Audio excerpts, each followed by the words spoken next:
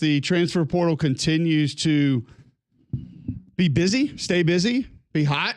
A lot of folks in. We'll discuss where some are headed. We had spring games over the weekend. We had spring football over the weekend. We'll get to some of that, some different sports news around college football and other places. The portal was kind of the talk of the weekend. I hope you had a happy Easter. Hope you and your family were able to spend some time together, and I hope it was a nice one. G-Mac, I don't want to go too much further into yours, but we'll go from there. Well, it was a great Easter. Easter's always fun. Starting really for us last Wednesday, we went and saw King of Kings. Have you haven't seen that yet? My wife took the kids to see it Friday night. I obviously was not in town, so really enjoyed it.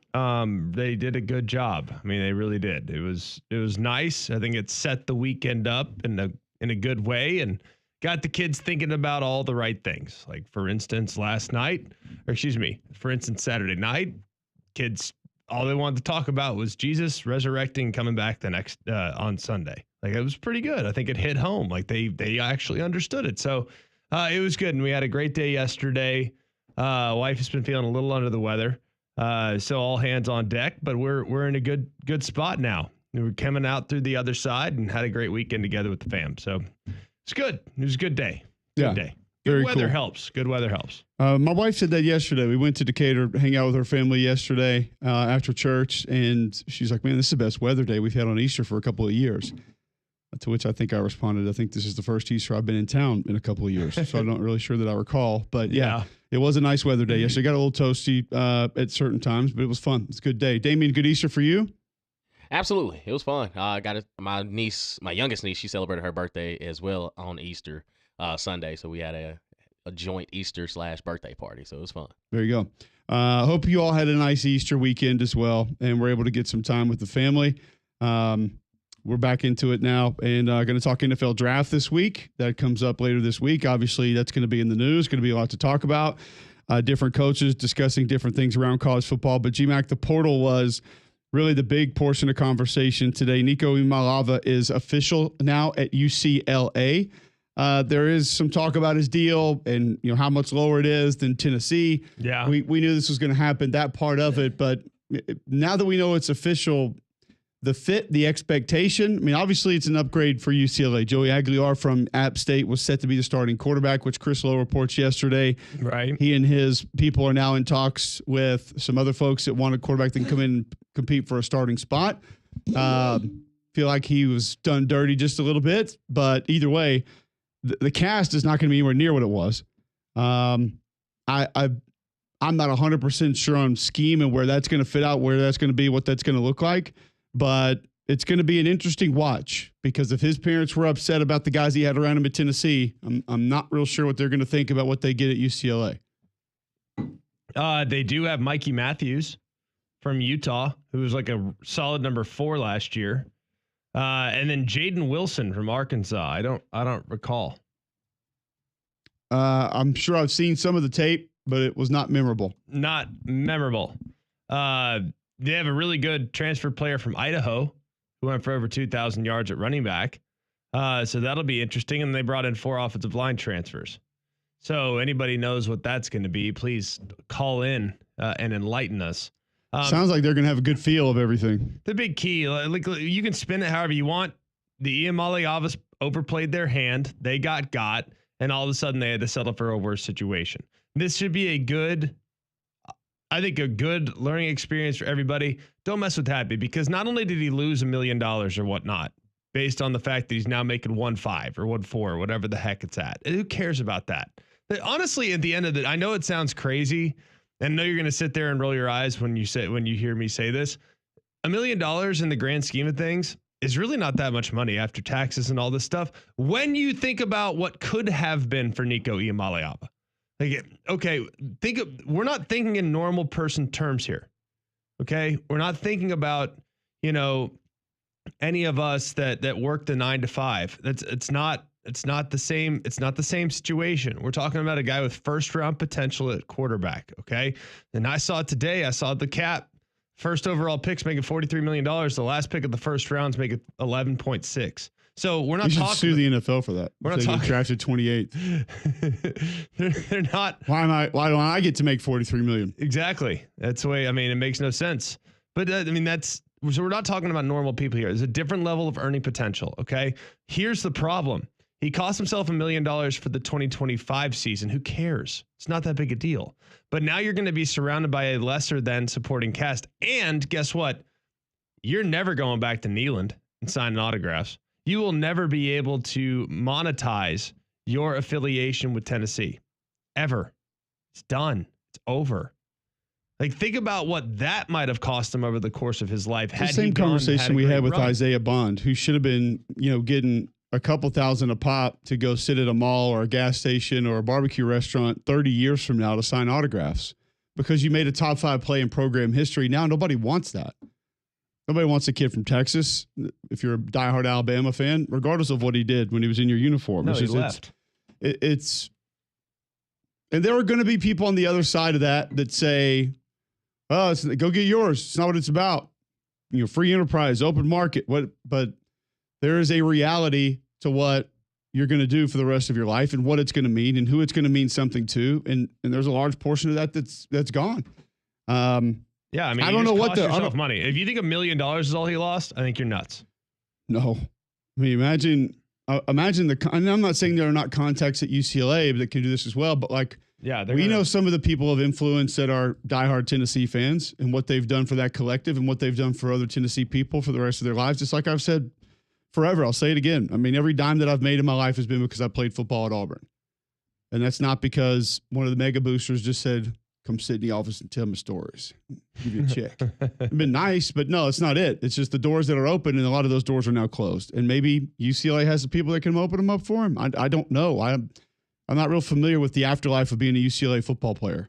The other part that I thought you might go down the path of as well is he cost himself wins. Well, I mean, I don't think any of us were going to sit here and think Tennessee could have won 10 games this year, but let's be honest. He had familiarity with that system. There was an opportunity to grow in it. They have attacked the portal and recruited well. They're going to have some talent, but we also have a ton of questions about every other team in the league. So what if they did figure a few things out? Yeah. You were in the first ever 12-team college football playoff, and you had your quarterback coming back. That's the main thing that's the starting point of every team when we say, can they get in this year? They have a chance to get in this year. What's the first thing we talk about? Well, Penn State's got a chance to be there. Drew Aller coming back. I don't know about Ohio State this year. I mean, what's the quarterback situation look like? We don't know. It's the first question. Well, now Tennessee doesn't have that, but they were going to have that, and you were going to have that opportunity. I can't sit here and tell you I feel great about UCLA winning 5 games. Yeah. 7 games. Is a 7-win season going to be fun? No idea. I think it'd be fun at UCLA.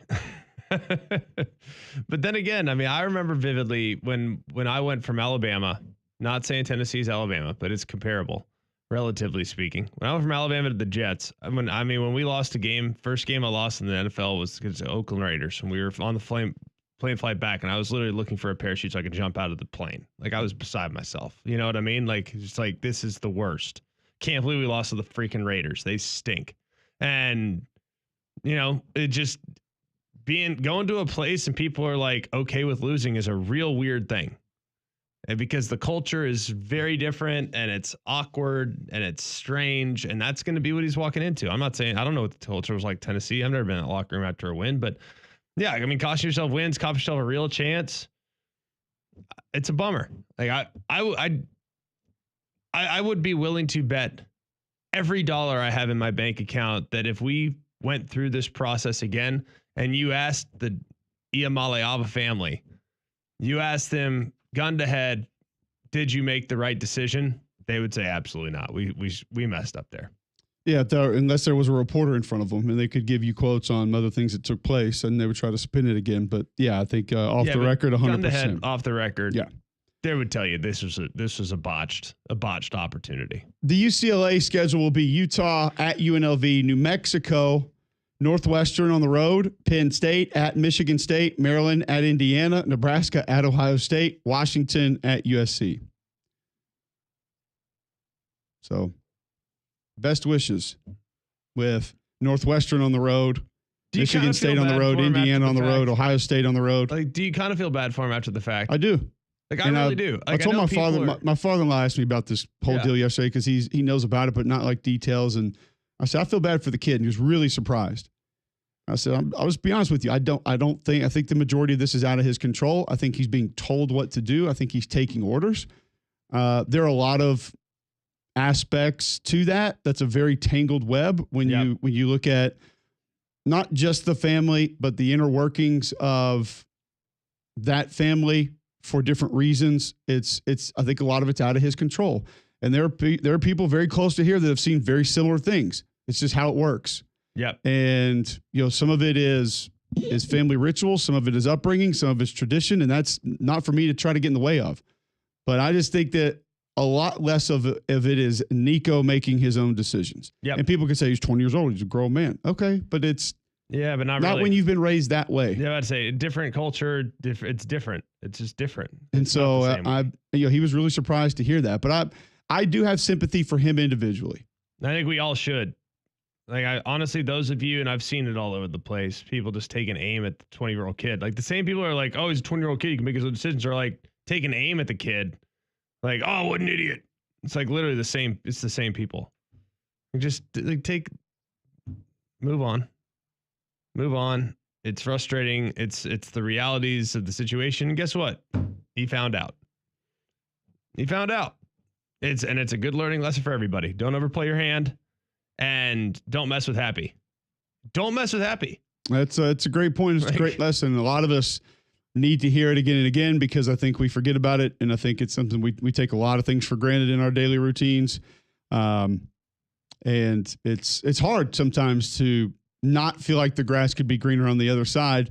And it's a lesson that, like a lot of people have said, probably needed to be learned not only by that family, but by college football and college football families attempting to act this way. Will it ultimately make a huge difference? I don't believe so.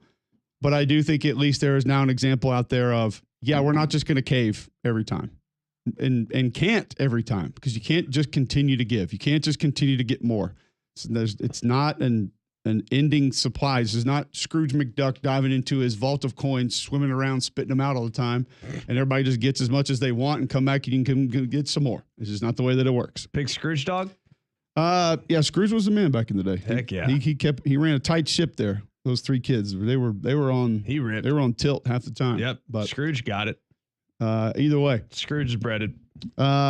Scrooge probably had the folks at Train come check out that mansion every now and then because he wanted to make sure it wasn't too hot. He wanted to make sure that coin vault wasn't getting moldy with all the gold coins in there. Spring weather in Alabama can be unpredictable. That's why you need the reliability of a Train. Voted America's most trusted HVAC brands. Right now, you can receive up to a 10-year warranty on parts and labor on select Train home comfort systems. Find out more at Train.com. It's hard to stop a Train. So you had a nice Easter weekend, but it was a little rough because you guys had somebody that wasn't feeling well in your home and had to work around it. I came up with a way to try to make you feel a bit better today. I have a surprise for Damien today, something that's been a topic of conversation on this show before. I will present that to you all, and we will have a conversation on it next on McElroy and Cubelic in the morning.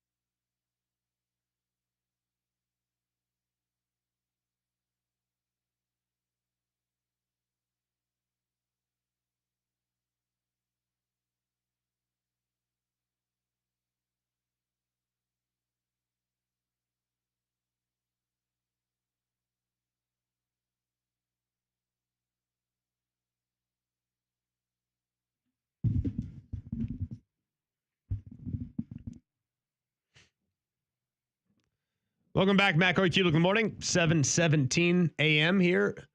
A lot of people out of school today, so if you are traveling back from wherever it was that you were over the last few days, hopefully you have safe travels. Hopefully packing the car and unpacking the car is less miserable than I think it might be.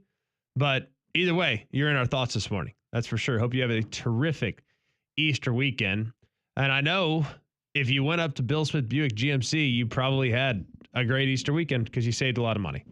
It's always amazing to me just how far they can extend their deals, their sales. It's amazing to me that they can even make money giving things away for what they give them away for. Like a brand new 2025 GMC Sierra 1500 Denali Ultimate, $86,690 is the list price. You get it $14,500 off sticker, which means you are going to get it for $72,190. It's deals like that that keep people coming back. That's why 75% of their business is repeat customers. That's because you have a better experience when you shop with Bill Smith. Take the short drive up to Coleman. You'll be glad you did it. You can also shop online, have it delivered right to your driveway at BillSmithBuickGMC.com. All right, so I every time I go to Decatur and come back and we talk strawberry pretzel salad, Greg, you've had it. You've talked about how amazing it is. We went to Decatur on a yesterday. level of like 1 to Tom Brady, it's like right next to Tom Brady as far as GOAT level. Somebody asked me on Twitter yesterday. I tweeted a picture of it out, and they said, like, where does this fall in the realm of holiday desserts, which we'll call it a dessert for now? And I was like, it's definitely because it's not on your plate amongst the entree. It's definitely top 3. I didn't know we were going to have it yesterday. Mother-in-law surprised me. And so I think John always asks, like, what did you bring and eat? And Damien, I'm pretty sure you've always said you've never had it. Never had it. So now's your chance. He's definitely. Damien has some in front of him. I brought a little bit for everybody. Sorry there wasn't more because we pretty much housed it yesterday. The fact that you had some is actually kind of amazing. I've never had it for breakfast, so I really don't care. I'm going. Well, it has all the things that you would usually use in a breakfast meal. Not necessarily pretzels, but cream cheese and strawberry. And now I know, honestly, now I know why everything Cole does on television is well, every time Cole eats on television, it's on television because it's actually quite entertaining. In real life, it looks worse than it does on television. Me? That was the biggest bite I've ever seen. I'm taking bigger. No, nothing will ever be bigger than the donut burger bite. I'm not going to turn it down. I've got it in front of me. I'm not going to turn it down. Nor should you. Now, the advantage we had yesterday was my mother-in-law said she usually makes it like a day or two before we get there. Yeah, to allow it to settle. She actually made it yesterday. Ooh. So the crust was extra crispy? Yes. Like you almost couldn't get through it yesterday when you were trying to get some to But did the like cream cheese settle? Yeah, it was enough. Yes, it was amazing. Oh. So I knew you were going to go super healthy guy and not eat in the morning. Well, I'd weigh on the scale every Monday morning. It's never good. So it's who cares? I can go one more day. Get back at it this afternoon. Technically, kids are in school. Still the weekend. Your kids in school today? Yes. Oh. Yeah. Ours aren't. So we today will definitely be another day of gluttony. So but I will get it started the right way. I will definitely be eating this. You don't turn down Sorry Press Salad. Damien, can we get a full breakdown? You know what? I don't know what my expectations were going into it. Yeah. But after the first bite, I was like, okay. Yeah. I can get jiggy with this. We know your expectations. You hate everything that you haven't had and like. So. Well, that's true. So I remember we were doing Thinking Out Loud with it was Marcus Spears and myself. This had to have been like season 1, like 2017 thereabouts. And we were dressed up for Halloween. We were both Kiss. I was, Starboy, and he was Gene Simmons, or God knows what. I don't even remember what it was, but it was the most absurd. It was literally the most absurd episode of all time. How long did it take you guys to get forever? The makeup done? I mean, literally forever. It was back when we were doing it live. So we get there at 11, and you'd do makeup and you'd go live at 7. I mean, the makeup took 5 hours. I mean, forever. Anyways, we were talking about our favorite holiday traditions. And I said, well, one of ours and in our family, on my wife's side, is to eat strawberry pretzel salad. And Marcus Spears literally spit out laughing when I showed him a picture of it and said, bro, bro, we don't eat that in my culture. I go, Spears, you can try it. I'm going to bring you some. You can try it. He goes, never. I'll never eat that. And I'm like sitting there saying, Marcus, you don't know until you try. I'm not saying you have to like it. I'm not saying you have to have seconds. I'm just saying you have to try it. He refused. And I tried for weeks to get him to eat strawberry pretzel salad. Would not do it. Damien, did Marcus make a huge mistake? He did. It did, and right? He's a big guy, too. Of all people. Exactly. 400-pound dude.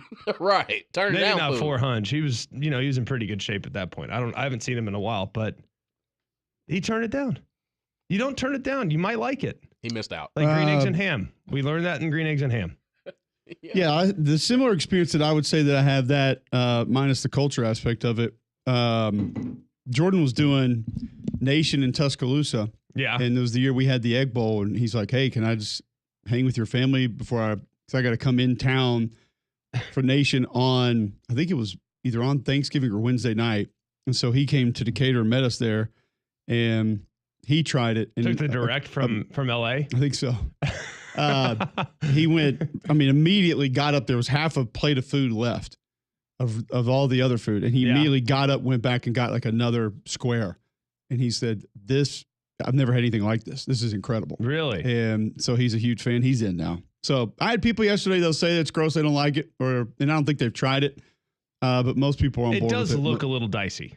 Yeah, if you're going just optically, it does look a little dicey. Which is fine. A lot of food, I don't really care how it looks. Don't judge a book by its cover. Yeah, I care how it tastes. Like, let's be real. Does, I don't know, roasted lamb look good? I have no clue. Roasted lamb always freaks me out. You have a freaking bone sticking out of it. Yeah, it's weird. Yeah. Literally, it's a lollipop of meat. Well, some things, too, we've had for so long, we don't even think about that. Like, you're talking about, like, that, like, you eat ribs, like, it probably doesn't look decadent. No. No. Like, on the surface, like, chewing on a bone is not something that we should be practicing. Like, we have advanced beyond the earliest civilization of human beings. Like, Primal, bro. It is primal. Yeah. And dude, rib is like a luxury item to me. Like, it's like a nice meal. It's okay. Laugh. Really? All right. It's not steak. Think about wings, though. There's no pretty. The way idea of chewing on a chicken leg is kind of nasty. Just ripping it off the bone. Yeah. And like veins. Yeah. Yeah. Speaking of, can I throw a freebie out? Okay. Sure. I might need some people to weigh in on this. Do you have your varicose veins checked out this weekend? You're going to give the doctor a shout out? No. Just wonder how veins brought that in. No. Right. Here, where we're going with I was that. all hands on deck, 3-on-1. The kids had The kids had me. I can't even call myself the kid anymore. I'm getting old. The kids had me this weekend. Anyways, but a very close friend of mine, very, very close family friend of ours, to be honest with you, she discovered a phenomenal thing of wings here in this city. And look, I'm a wing connoisseur. Like, I look. Do I like bonus wings? We have a big joke about that 4 years ago or whatnot. Like, yes, I do like bonus wings. I also love wings. Anyone that doesn't like boneless, wings, not bonus. For those that are listening, did not hear that segment. It almost sounded like you were saying bonus wings, which I think most people would also appreciate. Absolutely. Yeah, if you have that's a side. Like when you go to a hibachi restaurant, and they toss you 2 pieces of shrimp. Even though you didn't order. I was going to say, I need to know the hibachi restaurant serving wings also. Yes. Okay, but that's the bonus wing. This is not the bonus wing. This is a real wing. Then she is very, very particular about her wings. Specific amount of sauce, type of sauce, all these things. Well, she discovered a gem, and it's not from where you would expect it to be from. 1 day old Domino's wings. Seriously. You think I'm kidding? Like, you're laughing at me right now. I'm not. 1 day old. You order them. You don't eat them. You put them in the refrigerator. You make your own sauce.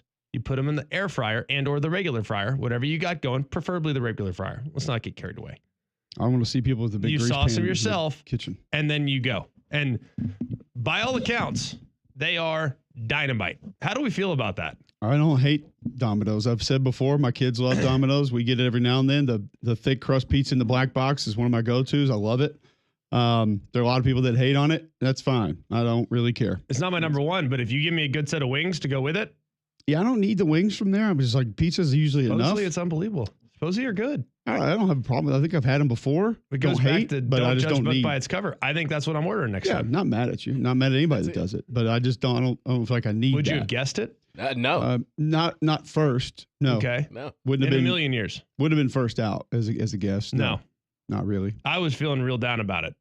And she spoke glowingly. So I'm thinking that could be the order tonight. Just saying. Saying that could be the I like order that for you lunch. said she discovered it from here, like Birmingham. Like we are the only ones. Right. That have I thought you were Domino's. specifically talking about like a chain. It came across No, like no, it was no, a no, I'm local not gonna- a local discovery. No. Okay. I'm not going to be excited about that because I'd expect the local place to have good wings. I wouldn't expect Domino's to have good wings. Fair. Local place, if your name is wings and things, your wings are probably pretty good. Pretty safe bet. You know, Wing Zone, yeah, probably pretty good. Safe bet. Buffalo Wild Wings, yeah, probably pretty good. Safe bet.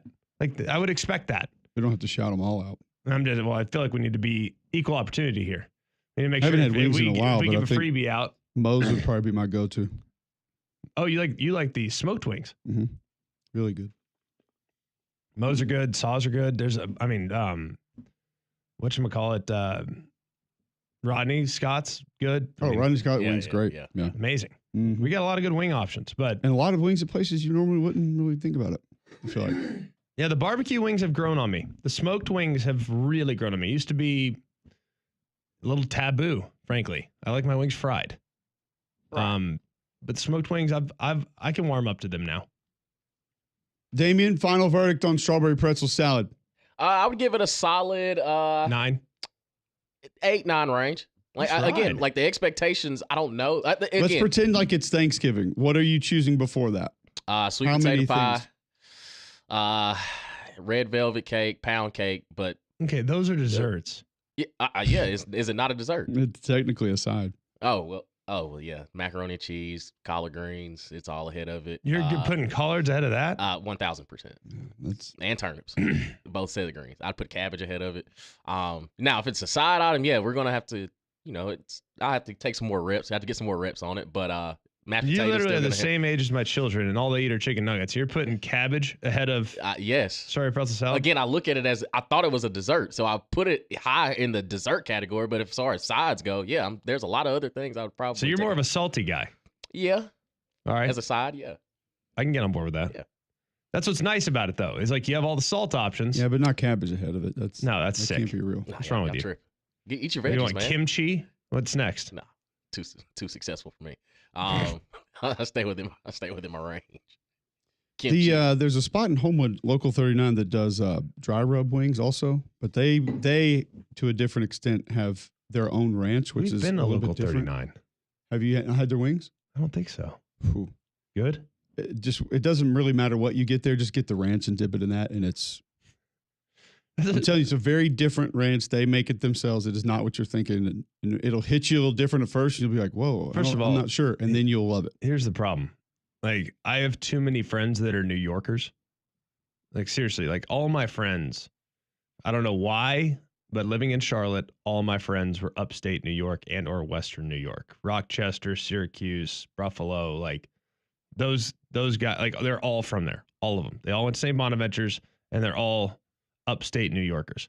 If I told them I was eating ranch with wings, my friendship would be over. It's blue cheese. You don't eat ranch with wings. Mm-mm. You eat blue cheese with wings. Mm-mm. Y'all haven't had this ranch. No. Ranch is on a salad. And wings. Ranches are owned by Jimbo Fisher in Texas. Multiple. Ranch is not a sauce. Okay? It actually is. It's a dressing. It's a dressing. Same thing. If you're talking about, And blue What cheese is is it? not a dressing. No one likes blue cheese on their salad. Nobody likes blue cheese on their wings. I do.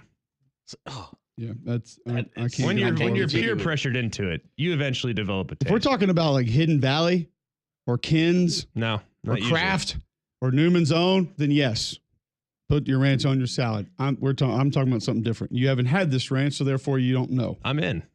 You got my attention. Blue cheese, you can keep it. It's just not for me. It's just not my thing At all. on anything. Salad, wing, cabbage, collards, strawberry pretzel salad. None of it. Literally none of it. Zero. So, all right, good. I feel like that was a win today. It was a loss for John. I didn't know or had forgotten that he wasn't in today, and I'm pretty sure he has also asked, "Why do you never bring it in for us?" So he missed. Got him. You missed out. Sorry. I am amazed that y'all didn't finish it. It was a pretty hefty portion in general.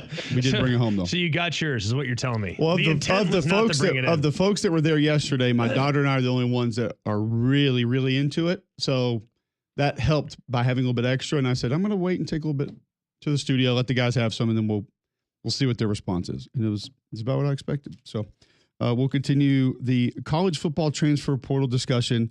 A couple new faces heading down to Auburn, a lot of new faces into the SEC, and a reoccurring theme that is disturbing. We'll discuss that more next.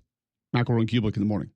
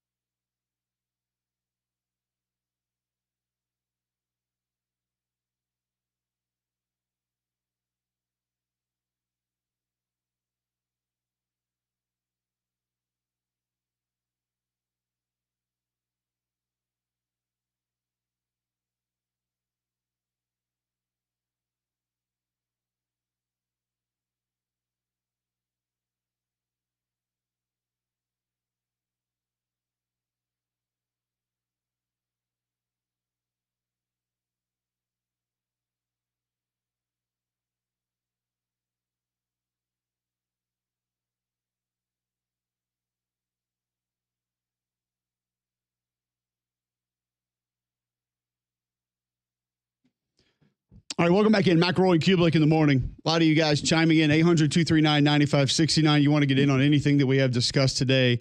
That gets you on the Higginbotham hotline. Some breaking Braves news coming in. Ronald Acuna Jr. suspended 3 games, even though he is not available to be suspended yet.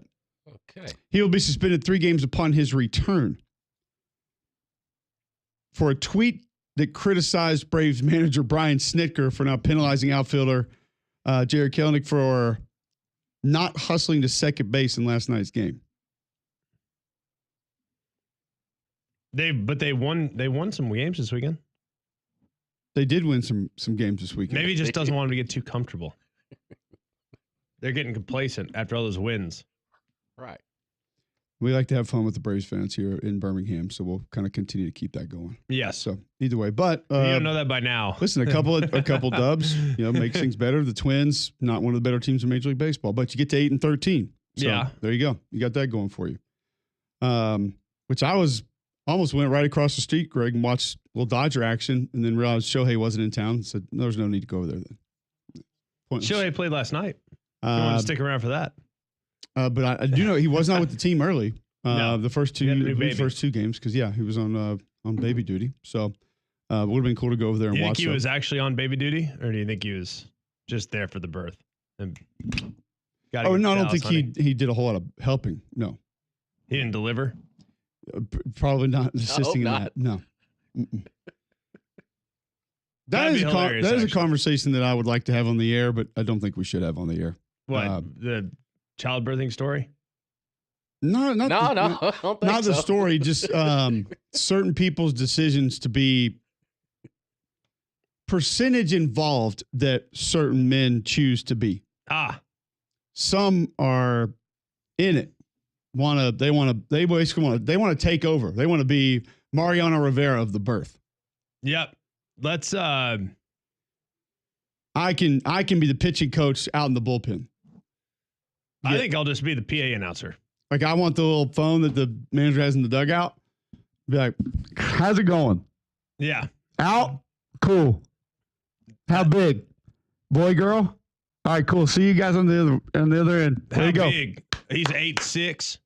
Not enough. Put him back.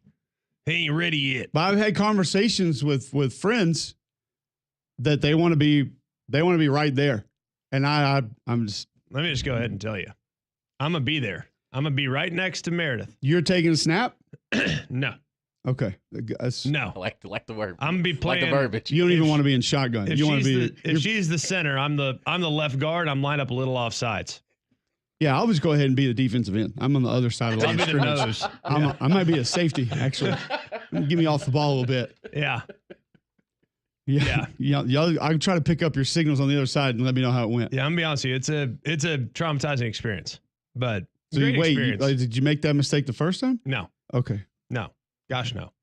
No. But do you have friends? Have you talked to guys that wanted to do that or did do that? No, I don't know anybody that, that wanted to do that. I don't think I have a single friend that was like, all right, I'll cut the umbilical cord.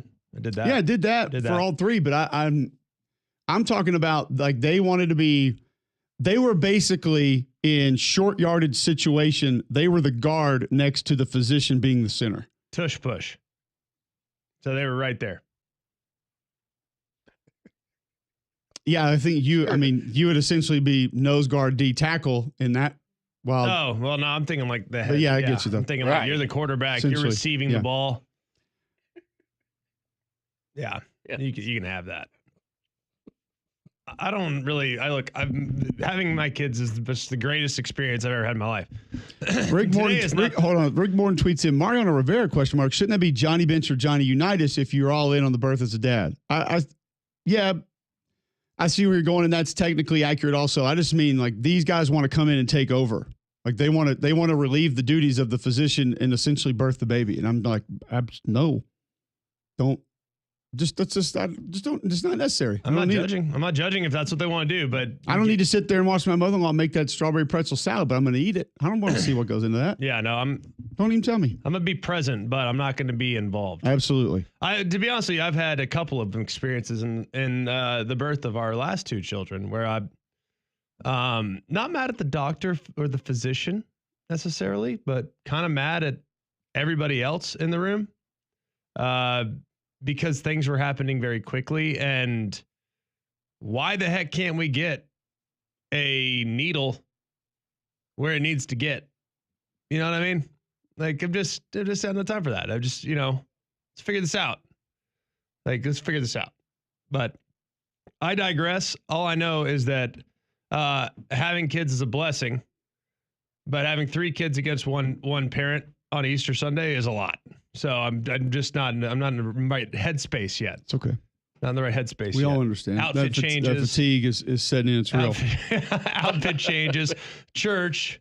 It's real. Brunch. All that stuff. So I'm just not in the right headspace yet. I almost have more sympathy for you than I do for Nico Imaliaba. If Meredith said she wanted to have a 4th child, today's not the day to ask that. Not today. I love my children more than anything in the entire world, but not today. Maybe in 4 months. I need 4 months recovery.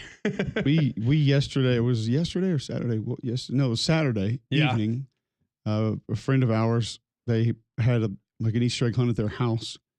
And the Colemans were very nice for doing that. And he sends me a photograph of my wife holding probably about a 10, 12-day-old baby that some of our other friends had just had. And my text response immediately was, "You take that baby away from my wife right this second." Oh, yeah.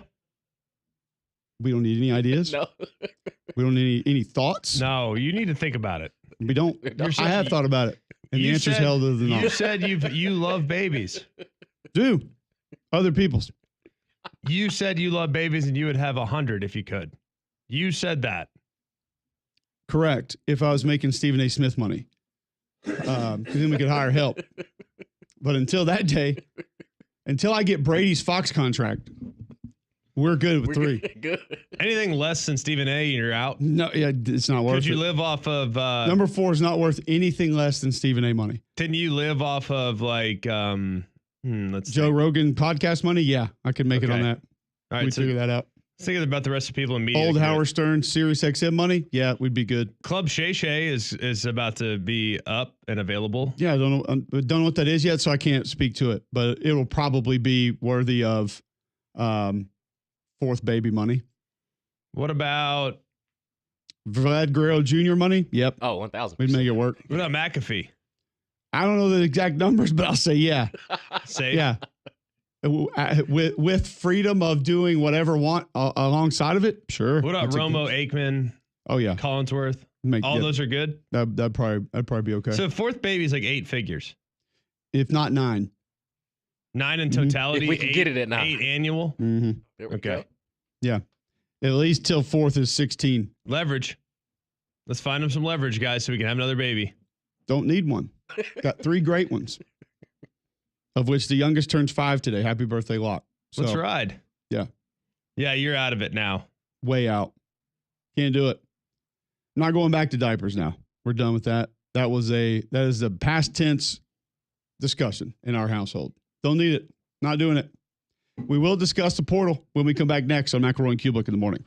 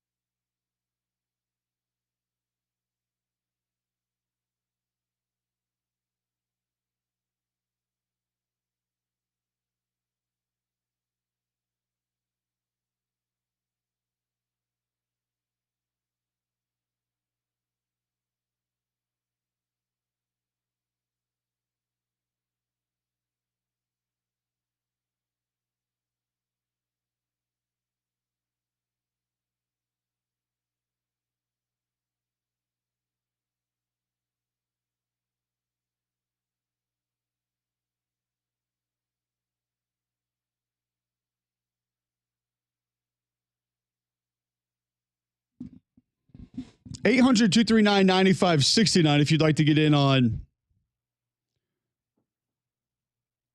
birthing rolls for males, strawberry pretzel salad. We promised you transfer portal. I hadn't even got to it yet. That's what kind of Monday show it's been. And it's been busy over the weekend. We've got Brad Crawford coming up at 8 o'clock, 11 minutes from now. He broke down the South Carolina spring game. We'll get his thoughts on what the Gamecocks did, what they looked like, and maybe how his expectations changed. Trey Biddy gives us the scoop from the Arkansas spring game at 9. And then right after Trey, Steve Robertson's going to join us to talk Mississippi State spring game. So a couple more spring games in the league over the weekend, or spring activities related to football, whatever they were, somehow, some way, we will discuss those. A couple folks chiming in before we get to the portal via Twitter. Jolly tweets in at Mac and Cube. I was in the room for my firstborn. It was a C-section. Good grief. Never again. No, sir. It was medieval. Yeah. I mean, I think being in the room, but it's all about positioning. John Mack tweets in, G-Mac is the bat boy of the birth. Let's be honest. Yeah, like I want to be like the Earl Campbell of birth. Like after the exchange is taking place, I want to be on the other end of the toss sweep. Like just go ahead and get it outside right there and we'll take it and run. You don't need to toss it. We can just do a controlled handoff now. Greg Holsey tweets in, as a Homewood resident, I think Cole's legally required to have 4 kids. Incorrect.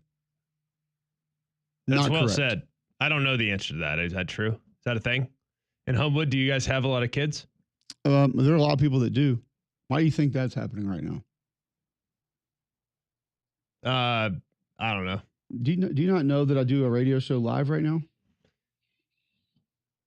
205-834-9450. If you want to weigh in, for those of you listening.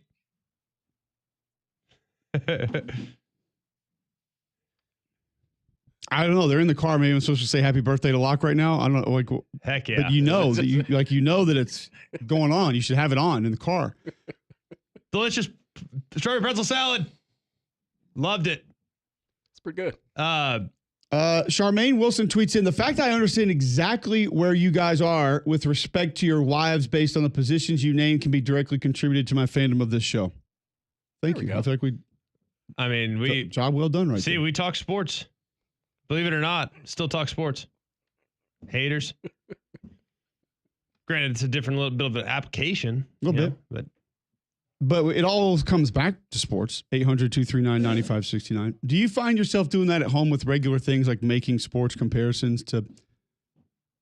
We'll talk about normal things around the house, and I'll say, like, listen, it's like a situation with the backup quarterback somewhere else. And it's like, you got to think of it this way and that way. And sometimes my wife, I can tell she's looking at me like, yeah, no, it's not like that at all. I'm like, well, you don't know that situation, so it might be just like that.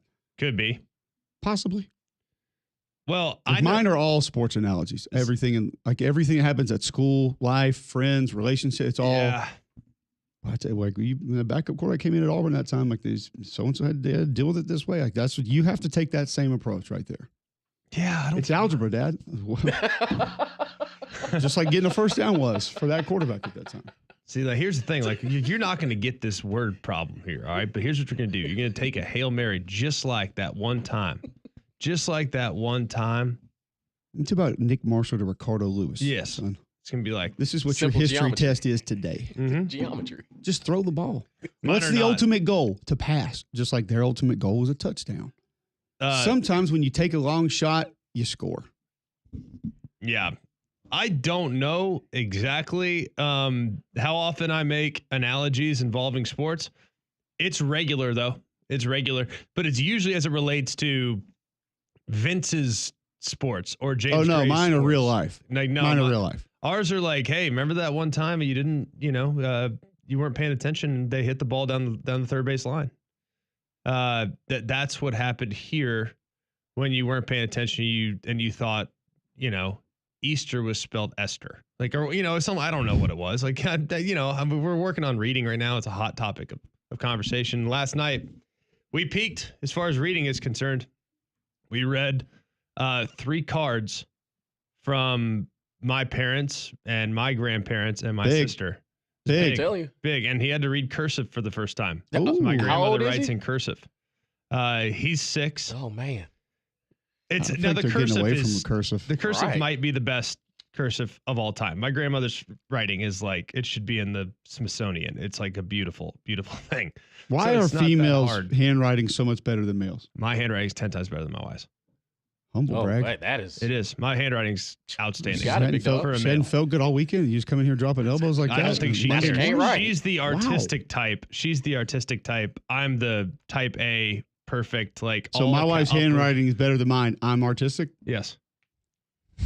Your left brain, Exactly. for sure. Only you can draw a pulling guard better than that. Like, Yeah. the Let's. at the I was about to elite say. level. Let's draw. I an leave offensive notes for line my kids in the blocking. morning, and there's a lot of times my wife will say they couldn't read it. But your heart's in They the don't right know place. what it says. Yeah. Your heart's in the right place. Which is why I tell them I can draw X's and O's and where that guard's pulling. Yeah.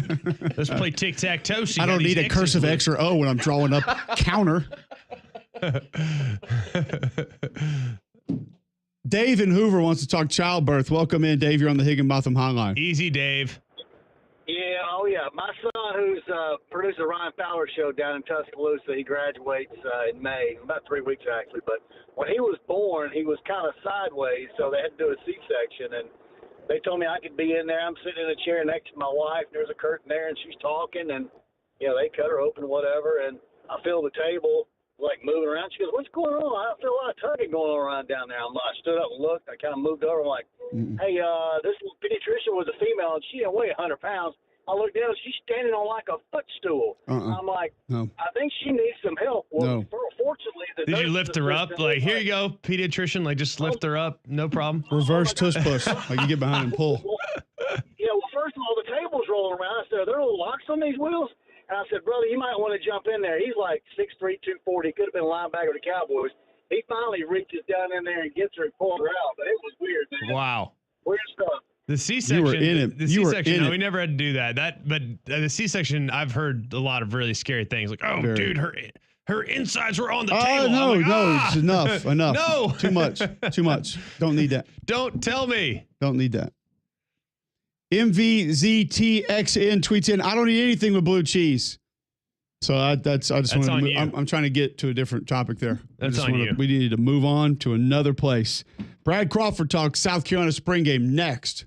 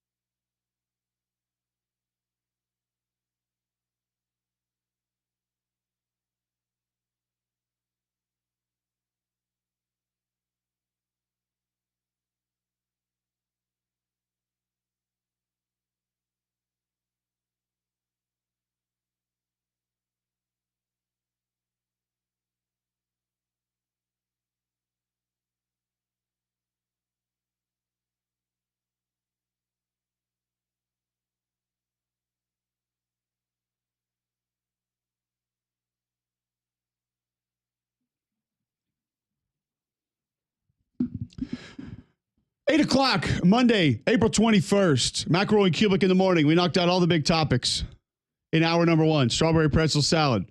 Damien goes thumbs up. Out of 5 stars, where does it rank? Is it a 5-star plus? No. If I had to give it recruiting rankings, it's probably it's a 4-star. It's a 4-star. It depends on where it commits to, and it'll be probably 5. That's lame. We also talked childbirthing. We also talked costume changes at Easter. There's a lot. There's a lot in hour number 1. Big day. We're trying to actually get to football now. We got to football. A little bit. Just yeah. not in like a traditional way. The positioning was a little different than normally discussed, but we were there. Absolutely. Yep. X's and O's. Like I said, I can draw those. Brad Crawford joining us now from the 24/7 Sports Network. He covered the South Carolina spring game. And, Brad, this is a team that some people really high on. Some people have real concerns about. I'm interested sort of what your opinion was going in and if that changed very much at all coming out.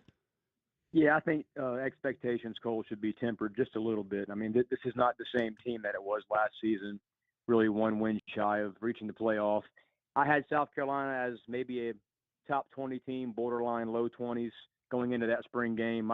My opinion hasn't changed much, but when you replace Kyle Kennard, the SEC's reigning Defensive Player of the Year, with a bunch of portal guys, and you're still missing a couple of defensive linemen, and you lose a probable first-round pick at free safety in Nick Emanwari, at a place like South Carolina, Cole, it's hard to replace that level of talent, and that's kind of what I saw during the spring game. So I'm still high on South Carolina, maybe not as high, top 15-ish that some national analysts are.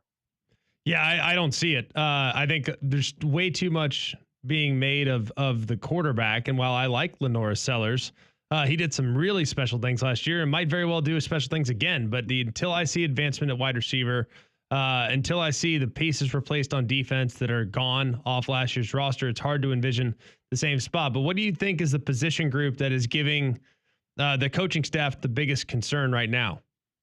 I mean, for me, it's wide receiver. They signed 5 4-star guys. They did not go after a portal pass catcher, which I'm very surprised of. And I guess the expectation there, Greg in Columbia, is that Nick Harbor can emerge as that wide receiver 1. Well, I saw him play about 20 snaps on Friday night, and he didn't have a single target and had trouble with separation again. And that's kind of been his thing the first couple of seasons. So I think right now there's an obvious void for that wide receiver 1 spot. You guys know if you don't have a go-to threat in the passing game in the SEC, it's kind of hard to have that by committee approach. Every other team on the Gamecock schedule this season has a go-to player at that position. So right now, the weaponry around Lenora Sellers at the wideout spot, for me, is a big concern.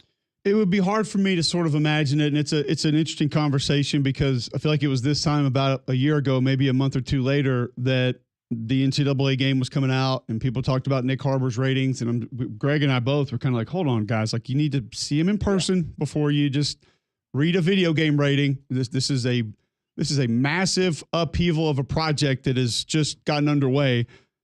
Is there any more indication that he could turn into a consistent, real threat in that offense? I think he can be a number 2 or 3 threat, but I don't see him having a 70-catch, 1,000-yard season that South Carolina really needs out of him since they did not go to the portal. The couple of freshmen that looked pretty good Friday night, Malik Clark, he's a high-end 4-star guy. And they've got Donovan Murph coming in, who's going to be a summer enrollee who I think will play a lot this season. Mazio Bennett, true freshman last year, did not play in the spring game, kind of nursing an injury there. But you mentioned Nick Harbor. I mean, route running has been somewhat of an issue. He's still learning the wide receiver position. We saw him at Bama last season have an acrobatic touchdown catch in the corner of the end zone. I think Gamecock fans want to see more of that, especially Shane Beamer and that coaching staff. So I still have concerns right now around Lenora Sellers. And then the top transfer they did get in the portal, Rasul Faison, starting running back, he still has not been cleared by the NCAA. That's expected soon, but man, we're out of spring practice now and hasn't been cleared, so that's a little concerning too. So looking at the defense, last year they were so good, and while I love what Dylan Stewart brings to the position, I look at how many guys that were on that roster that were 4, 5, and 6-year players. A lot of grown men playing on that defense last year. How much younger will they be across the board compared to what they were last year? Yeah, they're going to have some backups thrust into starting roles. I think the strength of this defense is still the back end. Judge Collier starting slot corner, probably going to be a future first-round pick. And they've got the Kilgore brothers at safety. Still feel pretty good about the secondary. Brought in Brandon Cisse from NC State. He was going to start for the Wolfpack.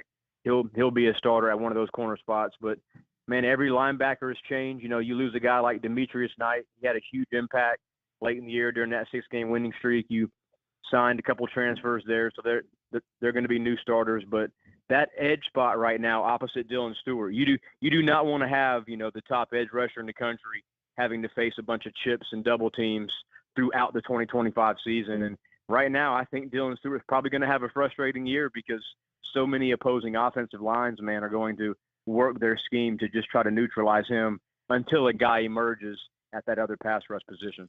We're talking with Brad Crawford of CBS Sports, 24/7 Sports Network, was at the South Carolina spring game. And, you know, it's interesting when you talk about that defense, how good it was a year ago, where maybe it could be. And now go back to what you said earlier in this conversation about you relying on some guys coming in the portal. I feel like Shane up there with maybe like Mark Stoops in the SEC has gotten more from less out of the portal. Guys that we maybe had zero expectations for. Like I didn't think Mario Anderson was going to come in and almost go for 1,000 yards. Like Greg and I've talked about it. We didn't, and I talked to Georgia Tech coaches about Kyle Kennard. Great kid, hard worker, but we didn't expect that last year. Just feel like Gargiulo at center a couple of years ago. You went and got him from the Ivy League. Is there a reason to believe that some of the guys that are not just known commodities out of the portal could end up being a lot better than we're projecting them to be? Yeah, I mean, Shane's hit enough home runs now the last couple of cycles, as you mentioned, to probably give him the benefit of the doubt. I mean, Kyle Kennard, we had him at 24/7 Sports as a 3-star transfer last year. In the first 5 games, he had like 7 sacks. I mean, he was incredible in September, went on to win SEC Defensive Player of the Year. I know Florida State linebacker Sean Murphy's a guy that Shane Beamer and that defensive staff under Clayton White extremely high on. You know, they did get Air Nolan, the Ohio State quarterback. He looked decent at times on Friday night. He's going to back up Lenora Sellers. And then the D tackle from Texas A&M, Gabriel Brownlow-Dendy, number 99, 6'5", 320. He played the defensive tackle position well, and they lost talent there. TJ Sanders, another guy, fellas, that might be a, you know, day 1, early day 2 pick later this week. And then Jalen Brown, a defensive end out of Missouri who was banged up this spring. They don't know yet if he's going to be 100% by that opener against Virginia Tech. So a lot of these defensive guys they found in the portal, they're still kind of banged up right now, and they're going to have to be plug-and-play starters for this defense to be as good as it was last season. Finally, what are kind of the expectations amongst the fans? Because it to me, I love the South Carolina people, but I've never seen a group that's more hot and cold. It's like they think they're the greatest or they think they're terrible. There's no in between. I happen to think this season could be in between, and I don't know how they're going to feel about that. So where are they right now mentally as it relates to their coach and just kind of the where their program is? Yeah, I think last year, Greg, they exceeded expectations. I mean, a lot of us had South Carolina at 6.5, 7 or so wins last season. Right. They went on to win 9. And this season, I think expectations should be tempered, but they're not within that fan base. I mean, last week I projected a single possession win over Virginia Tech in August, and Gamecock fans bit my head off saying, "What do you mean we're going to blow out Virginia Tech?" Yeah, I don't know about that. Isn't that amazing though? Like I feel crazy, like, right? Well, I feel like last year we did their second game of the year, and they're all never heard anything from them. They beat Kentucky. We're the greatest thing ever. And then a couple of weeks later, it's like they didn't do anything, and they were looking kind of limping. And then all of a sudden, A&M win happens. We're the greatest thing ever. Like it was last year was a roller coaster ride. I can only imagine what the preseason expectations are heading into this season. I mean, wait till this season if they start 5-0 in September. They don't play a ranked team until LSU on the road in mid-October. So this team, we may not even know if South Carolina is elite or not, despite starting 4-1 or 5-0. Strong possibility. I mean, the only game that they're going to be an underdog in is at Missouri in late September. So I mean, fans are fans. They're fanatical for a reason. Shane Beamer, like I said, exceeded expectations last year, and when you almost make the playoff for the first time in program history, and you have Lenora Sellers back at quarterback, despite other teams offering him, sizable deals in the portal, it's reason for optimism for sure. Yeah, I don't think there's any doubt. You got a couple top end guys that people would love to have. I mean, people would love to start with Dylan Stewart, Lenore Sellers. And so I think when you look at it from that perspective, there's reason for excitement, but there's also a lot of reasons for concern when you consider just exactly what they need and where some of the depth issues could show up. Brad, appreciate the time today. Thanks for hanging out with us, and I look forward to catching up with you again soon. Yeah, thanks a lot, fellas. There you go. Brad Crawford, 24/7 Sports Network, joining us on the Higginbotham Hotline. Follow Brad on Twitter at bcrawford247 and get a little bit of an idea of exactly what he's working with and what he thought some more on that South Carolina spring game.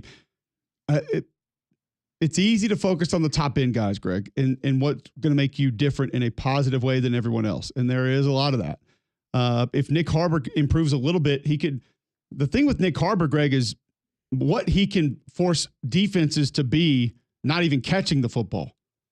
Like the respect that he can command if he takes a little bit of a step, because he's going to be hard to handle one-on-one, and he can absolutely get past anybody on your defense. Like Correct. No defender is going to run the way he does. There's not. That can open up so much more for other guys. And then you had South Carolina earlier. I remember you telling me about Mazio Bennett and kind of what you thought about him, and that he could be a dude if he's healthy, and he wasn't healthy a lot of last year, so you need him. And then you go get you got a couple freshmen coming in that might be able to help, some portal guys that could help. And I'm willing to give Shane the benefit of the doubt on some portal guys that we haven't heard of right now, because it's been 3 years in a row now. They've had guys that nobody wanted to talk about in a real positive way that have been really good football players. So I think there'll be a couple that he'll get. Now, is that going to be enough to fill in for what you lose from last season? Well, I also think the receivers are going to be important, obviously. I mean, last year, the group was about as average as the day is long. And I think without the tight end last year, Simon, Joshua Simon from Western Kentucky. Yeah. They really didn't have anybody. Like Mazio at 100%, I think had a chance to be pretty good. You can tell me time and time and time again that Nick Harbor is going to be a great player. I am still going to be cautiously optimistic, but I'm not willing to go down that rabbit hole just yet. I'm just not. Looking the part is not playing the part. And while there are moments where you're like, all right, that looks pretty good, there's also other moments where it's like, he's too high getting in and out of his breaks. He telegraphs his routes. He can't create any separation. He's not sudden. And he's not real consistent catching the ball. So, I mean, all those things are great, but I don't care if you look like Megatron. If you don't play like Megatron, it doesn't matter. So I'm not yet at the point where I'm believing that he is a true number one receiver based on what I saw last year. That's fair. It's totally fair. And I think also too, we had South Carolina late last year, and I remember asking Dal Loggins and Shane, I said, I feel like you could almost make the argument that Joshua Simon's your MVP.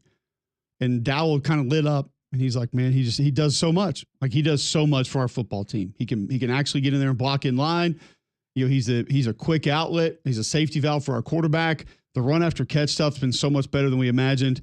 And he's one of those sort of just unspoken guys that did so many things that nobody wanted to talk about and helped him in a lot of ways. You got to find that position. And then too, Dal Loggins, he's gone. He's head coach at App State now. So what is Coach Shule's offense going to look like? Is it going to be different? It could take a step. It could take a step back. We just don't know exactly what that's going to be. So I do like Rashul Faison, who you bring in from Utah State at running back. I think he can be a hammer, super physical. I would like to see him finish all runs the way he does, the ones that he does with emphasis. I think there are times that he feels like a play is just not going to work, and he kind of gives up on it. But when he thinks it's going, he'll run like his hair's on fire, and he's very difficult to bring down. But he could be that guy that not a lot of people talking about that Shane brings in that ends up having a big season. It'll be an interesting year for South Carolina. I don't think there's any doubt. And then South Carolina going to be a player in the portal also. Still kind of looking around, see what they can maybe add here kind of late. We'll talk about some SEC additions that have been added late. You'll have to wait for that, though. And Greg, Shinar flooring, something that is probably worth waiting for if you need new floors in your home. Yeah, you might not have to wait, given how much inventory they have in stock right now. 40,000 square feet of Cortec flooring by Shaw in stock right now. They're the only company in the area that has that much ready to be installed today. This is the 100% waterproof, kid-proof, pet-proof flooring that brings value to your home or business. They're so easy to clean. They're so easy to maintain. It's ideal for kitchens, laundry rooms, bathrooms, and really anywhere that might be subjected to water and potential wear and tear. They can do 12 months financing with approved credit. And Fu and his guys, they are first class. They're going to take care of your home. They're going to respect your home. They're going to clean your home. And they're going to make sure your floors are looking beautiful when they finish up. So if you're thinking about making some changes to your floors, call Call Fu, call them at 205-518-6423 or go online at fuandyou.com. All right, when we come back, some big SEC additions into the portal and an alarming trend that continues to show up right after this on Mac and Cube in the morning.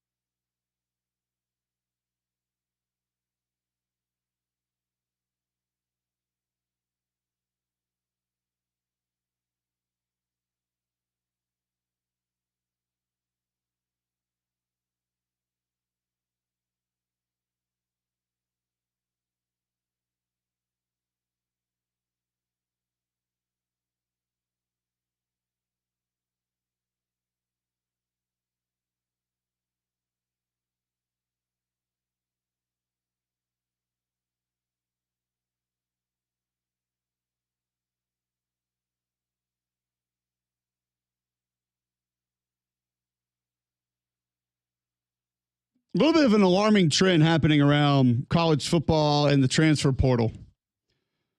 Greg, you were out on Friday. We mentioned that Hardly Gilmore, wide receiver from Nebraska, was transferring to Kentucky. Now, the problem there is that he transferred to Nebraska from Kentucky. The old boomerang. And my understanding was that he was that departure from Lexington was not voluntary. And for reasons in which you would not want a guy back, but he will be back now. Yeah. So that just one. So something to be concerned about with the wide receiver depth at Kentucky is what you're telling me. Well, no, yes, but also just why are you taking that guy back instead of just trying to just settle for a different guy? There might not be very many guys. That's fair, but there are other guys signing other places. It's true. You just wonder what. Then the other trend that we saw were guys that had enrolled in January, December that were leaving in this window.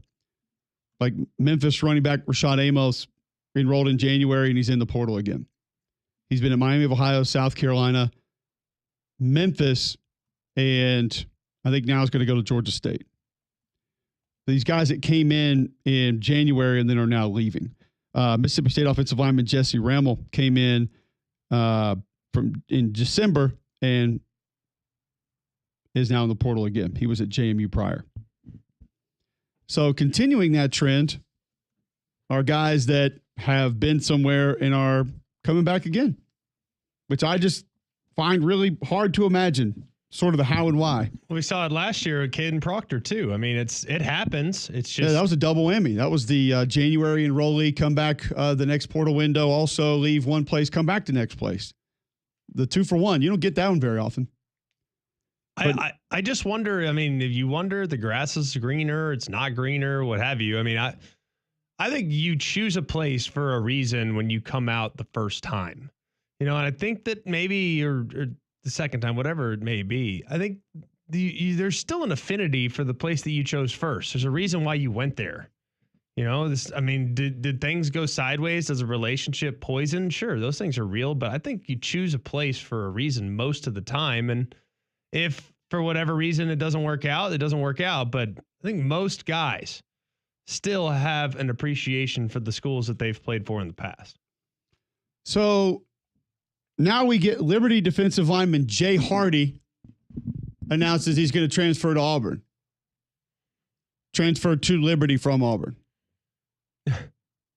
And maybe the discussion point, Greg, is, well, this is a different staff, or he wasn't recruited by these guys, or if was recruited by these guys, it'd be different. Obviously, Freeze, Liberty coming back to Auburn, maybe there's something there, but it's these guys that have left a school and go somewhere else and then are coming back. I know this is probably old man yelling at clouds. This is going to be us with the old school mentality. Just find it wasn't good enough for you last time. Yes. But it's good enough for you now. And the Proctor scenario with the coaching change, obviously you can understand, all right, not sure about this, I'm going to get out. And maybe there are others too that, same way. But man, I just look at it and say, how? Why? And what are the thoughts of everybody else in the facility there? Everybody else in the facility feeling good about it? Like that? I would think that's probably pretty awkward. Don't you think? Yeah. That's where I would be. But you don't say. That's where you'd be. Most people know that. But I don't think you're fooling anybody there. Where would you be on this, Damian? Somebody came in, left, you were still there, and they're like, "Oh, he's coming back. He bailed on us a year ago, right? Whatever it was." That's where I had the same mindset of, well, if it was so bad, why'd you leave? And yet you're coming back. Like, okay, well, not much has changed around here. The facility's still here. A couple of guys still here. And before everybody tweets in, we realize that some situations have changed. Some coaching staffs are different. It's always like an awkward, so but at the end of the day, you're at the place. Right. You're at that school. You're inside that program. And you left that program. You bailed on that program. Yeah. And now you're coming back. And there are some people there, whether it's the head trainer, whether it's the strength coach, whether it's the academic advisor, whether it's 10 teammates. It's not all different. Right. It's because the head coach is or the coordinator is. It's not one of those just, oh, yeah, warm and fuzzy. It's just welcome back. No, it's what you've been doing since you've been gone, big dog. Because this my thing is this. I think it would be more difficult for me personally. And maybe that's where the disconnect is here. Like, I understand that the teammates are frustrated and people wouldn't like it. Me having to know, right? I essentially quit on this place and walked out, and now I got to go back and face it all again. But the guys that would be uncomfortable for me. They just don't care anymore. No, it's kind of the path I was trying to head down. guys, like, to me, if you leave our school, you're dead to me. Like, you're dead to me. We are no longer friends. I don't like you. And it's just not that way anymore. Guys don't care. They don't care. You got to get yours, big dog. That's why you see him tweet all the time. Like, man, go get yours. Get that bag, homie. Get that bag. I don't know how they do it. I would just lose my mind. I just can't. I don't work that way. But then again, I can't say I'm mad at anybody for being the way that they are. It's where they grow up. I mean, and honestly, they're probably sitting there thinking, well, if I get the chance to leave, I hope my friends have my back too. You know what I mean? Probably not, but hope they do. Maybe don't make decisions that are immediately going to require people to have your back when don't need to be made. And then there's another one now with Oklahoma on Friday. Everybody losing their mind because defensive tackle David Stone hit the portal, who as a freshman did some good things last year. I have said, Greg, I didn't think he was their best freshman defensive tackle that they had. But he was a higher rated recruit, so more people went bananas after he went in the portal. Yeah. And a lot of it, He's also from Oklahoma City. Well, yeah, and a lot of the noise that came with that was how much they like him, how they raved about him, how people talked about him, the potential that's there. Well, that was Friday. Today he's back. Yes. But how much of that move, for example, I'm not saying that there's a lot of people listening to this that are super familiar with David Stone. I don't expect you to be. But I do know this. Everybody wants a D tackle. A lot of places. So how much of this, and I always beg the question, is it about the player or is it about the position? And it's probably in this case the position. It doesn't have to be great. He just has to be good enough to go to Ohio State or Texas. Two places that have deep pockets, and both are in desperate need of defensive tackle depth.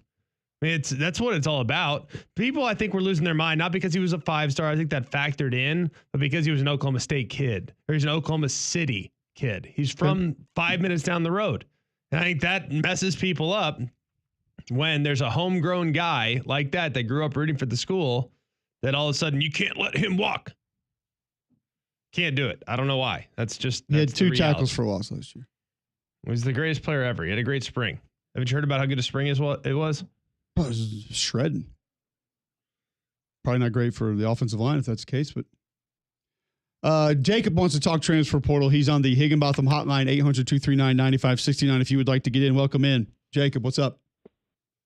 Hey, what's up, guys? I wanted to throw a theory at you, and I'll hang up, but grew up a Bama fan. And this transfer portal stuff's kind of crazy right now with not a whole lot of regulations and stipulations on it. But is there a scenario where, being a Bama fan, Tuscaloosa, in my opinion, Tuscaloosa is not like, a destination place to go. It's kind of out in the middle of nowhere. But until we get some sort of cap on how much schools can spend, is there a scenario where Bama becomes irrelevant because, you going to pick, you're going to take $2 million to go to USC, or you're going to take $2 million to go to Tuscaloosa, or a place like Auburn or Ole Miss, or, would you rather 19, 20-year-old kid, would you rather go to Miami or Tampa or something like that? But would love to hear your thoughts on it. Is there a scenario where kind of worst case for us Bama fans where we basically just become irrelevant because of our geographical location? Sure. Appreciate the call. Thank you for chiming in. I think we answer that on the other side. We'll get you a little bit of a break here because I think that's kind of a multifaceted answer. We'll move to it after we come back from break. But first, Craig, if you're moving out of your home into a new home, who should you call? It'd be Crocker Moving Services, local company owned by an Iraq War veteran, Eric Crocker. Crocker believes in hiring movers you can trust to complete full background checks and run drug tests on every single employee. These are good guys. You can trust them in your home. Whether you're a whole home packed up and move, your company headquarters moved across country, or you just want them to come rearrange a living room, these guys are guys you can trust in your home because I've had them in mine. I've had a great experience every single time I've used Crocker Moving Services. So check them out online, crockermovingservices.com. That's crockermovingservices.com. Support your veterans by choosing Crocker Moving Services for your next move. Okay, so when we come back, we will discuss the potential of Alabama football becoming irrelevant. A phrase that had never been spoken on this radio station prior. Next on McElroy and Cubelic in the morning.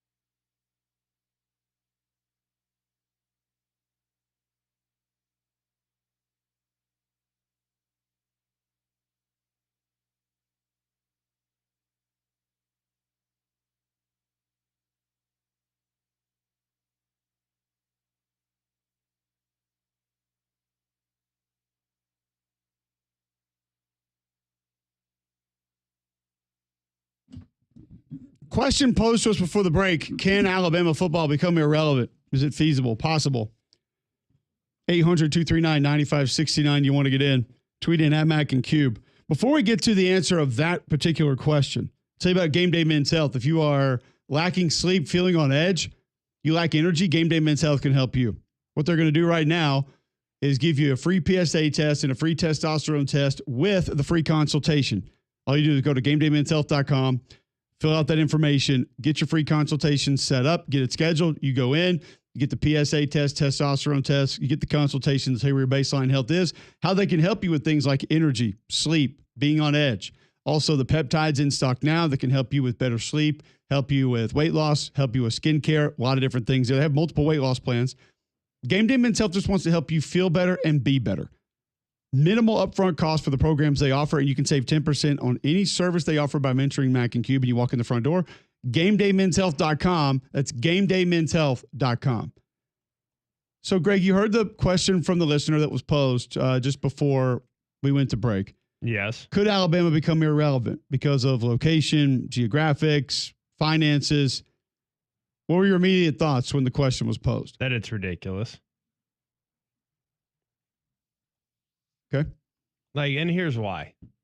He references, players want to go to LA or Austin or Miami or any of this stuff. Guys, like, it's great. They might have a couple more bucks in some of those places.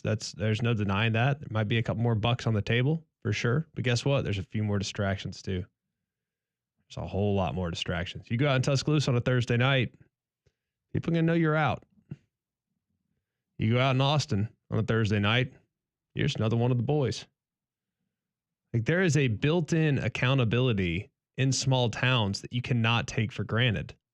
Like, you don't realize that. You don't think that way because you're an adult. You're not a public figure. Like, guess what? Tuscaloosa, I decided to walk into Galette's on a Wednesday night for Wine Wednesday. People can hear about that. Fancy. Yeah, those $4 bottles of wine, probably delicious. Don't know, never went. Want to know why? Because I couldn't. It was a starting quarterback at the University of Alabama. Like, there's a certain level of built-in accountability. And answer me this. Just being mindful. A lot of the people listening to the show live in Birmingham. A lot of people listening to this show live in Alabama. Can you buy the same type of house here in Alabama that you can in, I don't know, Miami? You can, but it's a little different price. Slightly different. So guess what? We don't have to pay as much for people's quality of life to be just as good. And ultimately, a lot of the guys want to be developed. The ones that don't are the ones you don't want. The guys want to become the best version of themselves on campus with your program. Sure. Are there a handful? A handful that want to go and play for the highest bidder? Yes, absolutely. That is 100% true. And are there more today than there ever were? Yeah, probably. But at the end of the day, the real money's in the NFL. The NIL's great. Gives you a nice, comfortable head start. But the real money is your second contract in the league. That's when your life changes. Not with NIL. So, no, Alabama's not in a position to be irrelevant. There's still 100,000+ people that show up at Bryant-Denny every Saturday. There's still a tremendous amount of resources that are poured into the players to make them the best version of themselves every single day. And that won't stop anytime soon. We're too far down the path of tradition, history being built, understanding that comes with playing there. Eyeballs are going to be on everybody who plays at that university.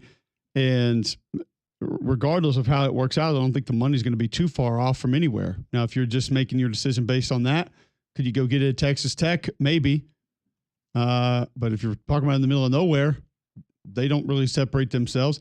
Also, if it's just about the metropolis and it's like you said, it's Miami, Tampa, LA, there are only so many spots on those rosters. And if that were irrelevant, then UCLA would be in a little better position than they are right now. Nico or no Nico.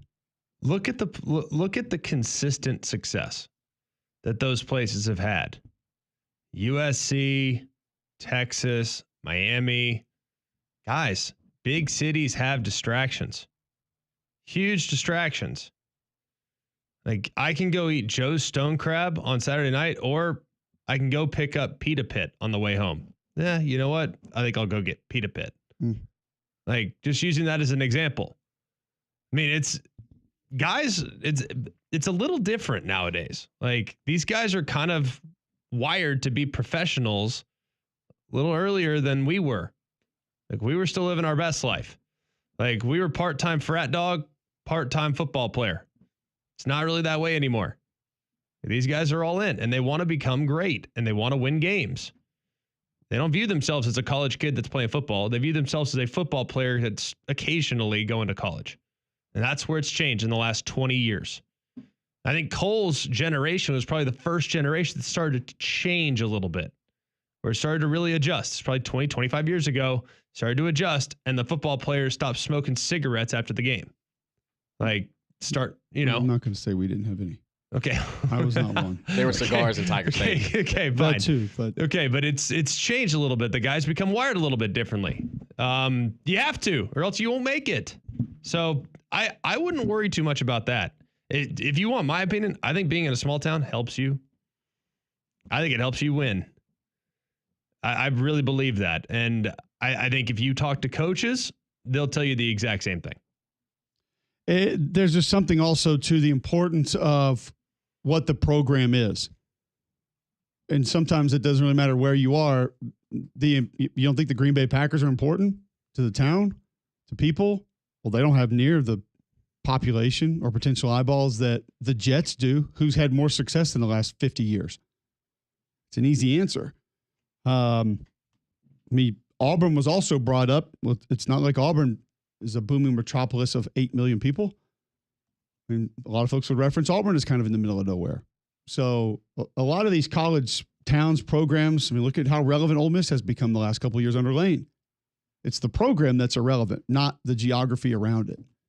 And as long as that continues to happen and those programs continue to be built and viewed and paid attention to that way, then it's never going to be an issue. And I think more people would rather go play somewhere where it meant more and more people cared about it and more people paid attention to it than more people were in a close proximity to it. There's a big difference there. It's cool to have a lot of people within a close proximity for a lot of reasons. It's a lot cooler to have a lot more people who give a damn about what you're doing every day. And that's what a lot of these college programs offer that might not be in Chicago or New York or Seattle or even Oklahoma City. Whatever those bigger cities are, they don't have the amount of people that are going to watch no matter what, that are going to care no matter what. They're going to pour more resources into it no matter what than other places that just have a lot of people around it geographically. So no, I don't think that's possible. There's no portion of where NIL is heading or the House settlement is heading that I have thought to myself that Mississippi State, Alabama, Auburn, Ole Miss, Texas Tech, give me some more, Kansas State, that are in the middle of nowhere. Like, give me any team that you feel like is kind of just in a small college town of its own. Let's say, Washington almost, right? No, Washington's close to Seattle. Yeah. So Washington State would be one. Purdue. Yeah. Like I've never thought to myself that based on where those schools are, they're in big trouble. Penn State, right? Yes. Out there in the middle of nowhere. I've never thought to myself, oh boy, James got to take buses to the airport. They are not going to make it. You know, this NIL thing is not going to work out for them. I've said this to a lot of people behind closed doors and in front of closed doors, whether it's on behalf of Alabama, it really doesn't matter. Use Alabama, use Ole Miss, use Auburn, doesn't really matter. Okay, let's just acknowledge what the realities are here. We don't have many people that own 30,000 acre ranches. We don't. That's Texas has them and A&M has them. And there's a handful. I mean, there's some people that own, let's just say 10,000 acre ranches. That's a little smaller. Maybe for a few of our listeners, they could compile enough money to buy 10,000 acres worth of good, hard, raw land. It'd be amazing.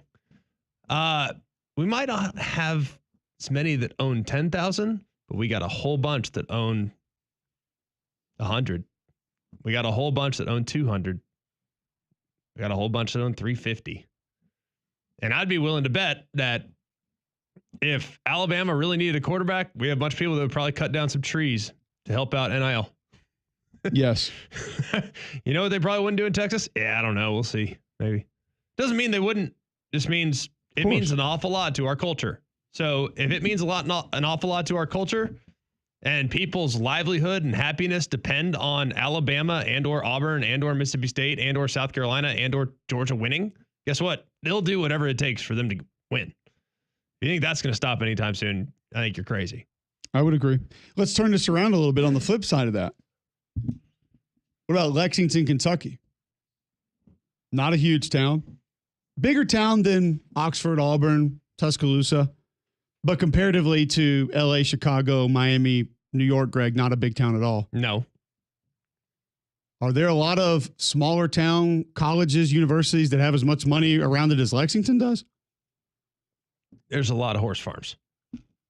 And not just the money that are right there, but the money that's flying in to be around those.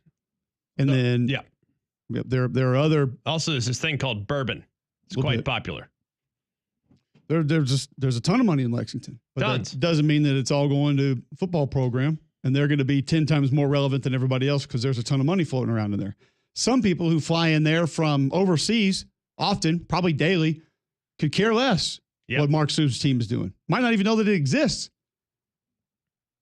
They're not throwing in 7 figures a year to that thing. 100%. Answer me this. I've always compared college football to Major League Baseball. I've always compared it to it.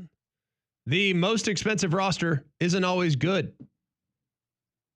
The New York Mets last year got hot at the end of the year, and it just so happened the first time in my lifetime the Dodgers won a real regular season or real national championship, or real World Series. Like, I don't count the COVID one. Like, I really don't. I know it sounds weird, but like as a Dodger fan, like, I don't count COVID. That didn't count to me. It's lame. They played it in Texas in front of 400 people. So I don't count it. The Rays are pretty good, right? They've won a bunch of games. Like, the Orioles are pretty good. Their payroll is not as much as the Yankees. Well, they might show up in the last segment of the show on the other end, though. Okay, fair enough. But I'm saying, like, the best team with the deepest pockets and the best payroll and the best fan attendance and the best everything doesn't always win. It's Major League Baseball. Like, that's how college football is. I think Indiana had the highest payroll last year. No, they made the playoff, though. Yep. There are a lot of ways to work it, a lot of ways around it, a lot of things that go into it. We'll continue talking about it on the other side. Hastings, hang tight, gets you on the other side, 800-239-9569. You want to get in, Mel or Mac and Cube in the morning right after this.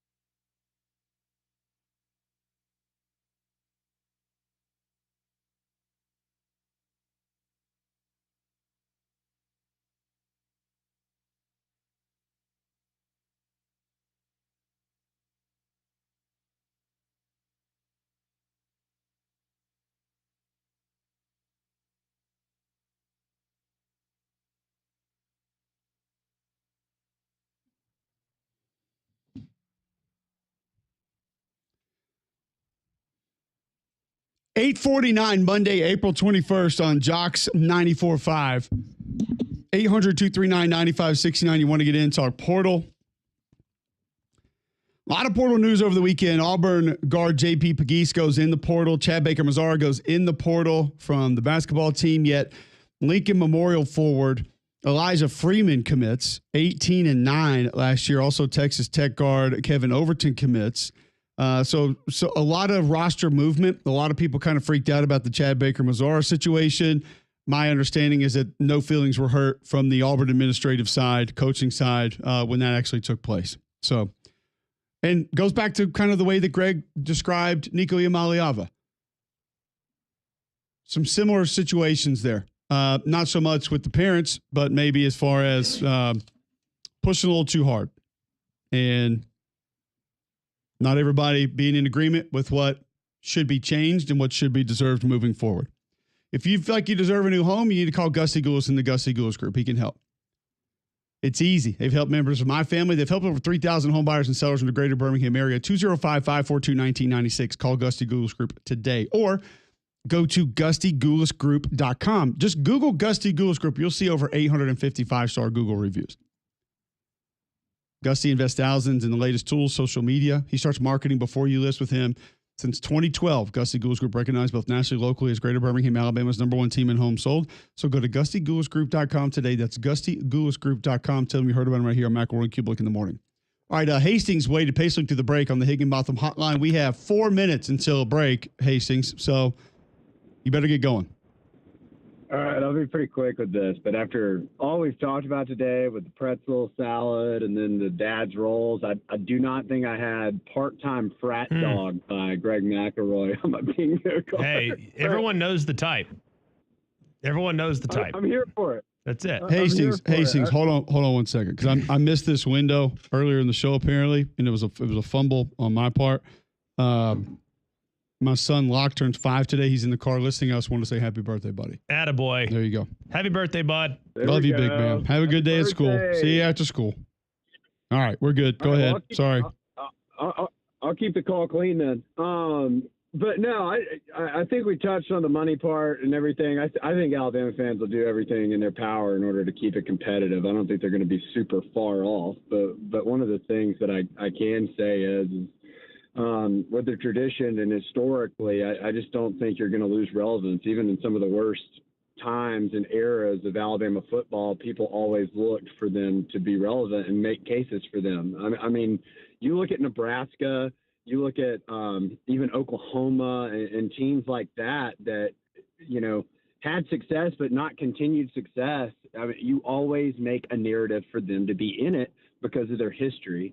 I think that's one of the things with the brand of Alabama and how competitive they are, and hopefully with the decision makers bringing in the right coaches kind of after you get away from, we have to bring in which I think they did a good job of this year with Nick Saban. They didn't have to bring in a Nick Saban disciple to be competitive, and you brought in a coach who can evaluate talent and get it to where it needs to be. But I don't think money's everything. I think money is going to be something that, we may not pay the most, but I think we have enough donors who are passionate enough. I mean, look at what Ole Miss has done to make it relevant and make us solid again. But I will say this, when it comes to brand and everything like that, you're one of the top college football brands. And I mean, even Miami is a good example of this. People will always put you in a state of relevance, even when you shouldn't be necessarily. So therefore, I just don't think it dies. And I think the lasting legacy that Bear and Saban have had, especially in the social media era with Saban, is going to keep our legacy and keep Alabama relevant for a really, really long time. So, all right, hey, appreciate y'all taking my call. Y'all don't frat too hard up there. We'll talk to y'all next time. We'll try not to. Thank you. I didn't think you really went that direction. Me? Yeah, I mean, you said you steered away from Gillettes on Wine Wednesday. Yes, I didn't, but there was a generation before me where that was a thing, for sure. No doubt. Don't act like you don't know them. They were your age. May have partaken in that city with some of them. But it was really, I mean, and it was partly, I think, because like social media, Facebook became a thing. And there that became, when I was 2006 and Facebook was brand new. You're out, like there's pictures of you. Like you can't do that. So it was different. I still think that maintains to be the case. Like, if you are running around with $1 million in Los Angeles, nobody knows who the heck you are. Well, there's also a part of now. Let's take this. I don't know how much you've read into this lawsuit that's happening with the safety from Rutgers right now. Yeah. Who is suing for eligibility. Yeah. And, poor him. He's not going to be able to make $650,000, which is what his NIL deal was worth at Rutgers as a safety. So let's just take that number for most people, most players at a lot of places, not every place, but a lot of places. And we'll bump it down. We'll say $500 a year. You have access to do a lot more cool stuff than we had access to do when you're making $500,000 a year as a college football player. Like, you don't need to go to, Bourbon Street, which I'm not talking about New Orleans. I'm talking about the bar that used to be in Auburn. You don't need to go to Bodega. Like, you got other places. You don't need to go to Supper Club. Like, you can go to a lot of other. You have access to go out of town for the weekend, like on a plane, that was an unthinkable achievement when I was in college. You didn't have the availability to do that. No. You could take a weekend trip to Miami now. Yeah, if you want to. Right. Like, imagine being a college football player at Alabama and say, "Hey, you want to go to Vegas for the weekend?" Like, that wasn't a real thing for us. It just wasn't. It never even crossed our minds because that seemed like something that, Mark Cuban did. We didn't do that. So there's a few people between a college football player and Mark Cuban that it's could a very also different do that, life now. Yes. And so I do think that also assists in not having to live and do some of the things that I did, players right before me, players right before Greg did, and how they're having fun or enjoying themselves. So, all right, when we come back, Trey Biddy on Arkansas spring game. Are they going to be a threat this year? We'll find out next.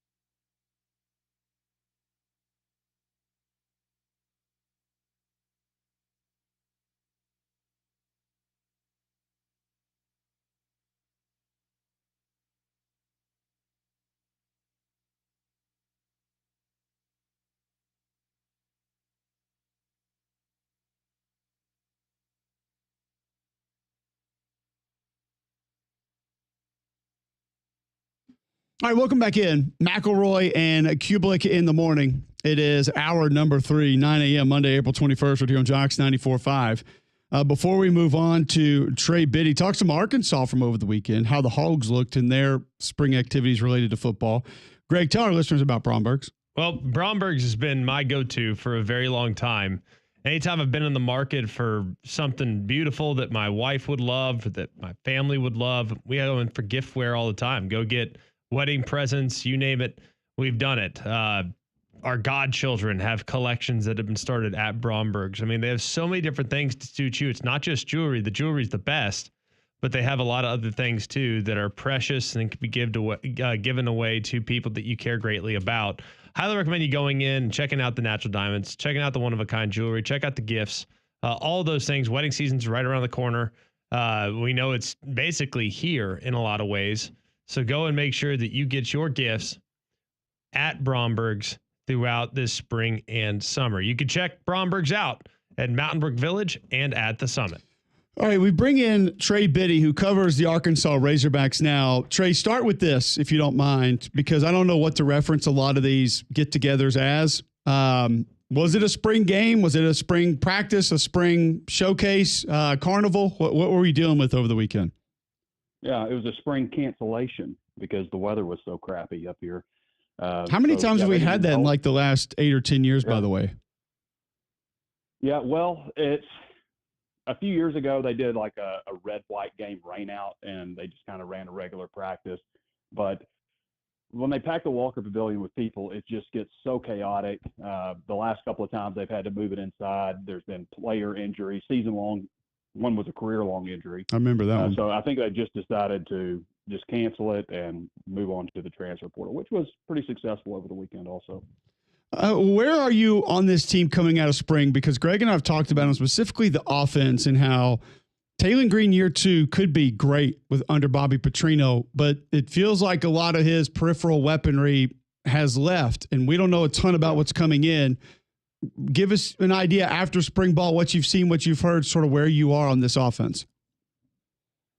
Yeah, I'm actually pretty high on the offense. I think if you look historically at Bobby Petrino, year 1 versus year 2, and his power spread, pro-style attack has been more successful. I mean, the first time he was at Arkansas, they didn't score more than 4 touchdowns in a single game. The next year, they were extremely explosive. So I think just looking at that, you would expect them to be better, having year 2 with Taylon Green. But also, I think the offensive line is going to be tremendously better. I think that's the most improved unit on the entire team. They went and got Shaq McCroy, he's listed at 6'8", 362. His shoulder pads are a level higher than another guy that's listed at 6'8". I mean, he is every bit of it. He's probably, when you talk about just the overall size and height combination, he is probably the biggest guy that I've covered at Arkansas in 22 years of doing this. I think he slides in at right tackle. He's a former top 100 prospect, transferred from Oregon. They also got Corey Robinson at left tackle, who started a number of games at Georgia Tech, was the number 1 rated left tackle as far as pass protection in the country, according to Pro Football Focus. They got Caden Kittler, who started a number of games at UCF at center, and moved Fernando Carmona inside at left guard. He was probably their best offensive lineman last year, and then had probably 3 guys competing at right guard. I think what's dramatic, even more dramatic than the first team, is how much better the second team offensive line last year was. Just terrible. There was maybe one guy you looked at and said, that guy might start here one day. But they've got several guys. So they've done a pretty remarkable job, in my opinion, improving that. And that's going to improve Taylon Green as much as anything. I mean, if we watch Patrick Mahomes and he had to play the Philadelphia Eagles every weekend, we'd think he sucked, because he didn't have any protection. So having that protection, I think, is going to benefit him probably even more than just being another year in the system. What do you make of kind of the progress that's been made on the defensive side and where this group can go collectively? I feel good about the offense. I really do. I'm just not really sure what to make of the defense.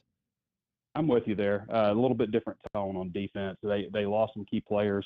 To me, they really needed to find in the transfer portal a defensive end. They got one over the weekend.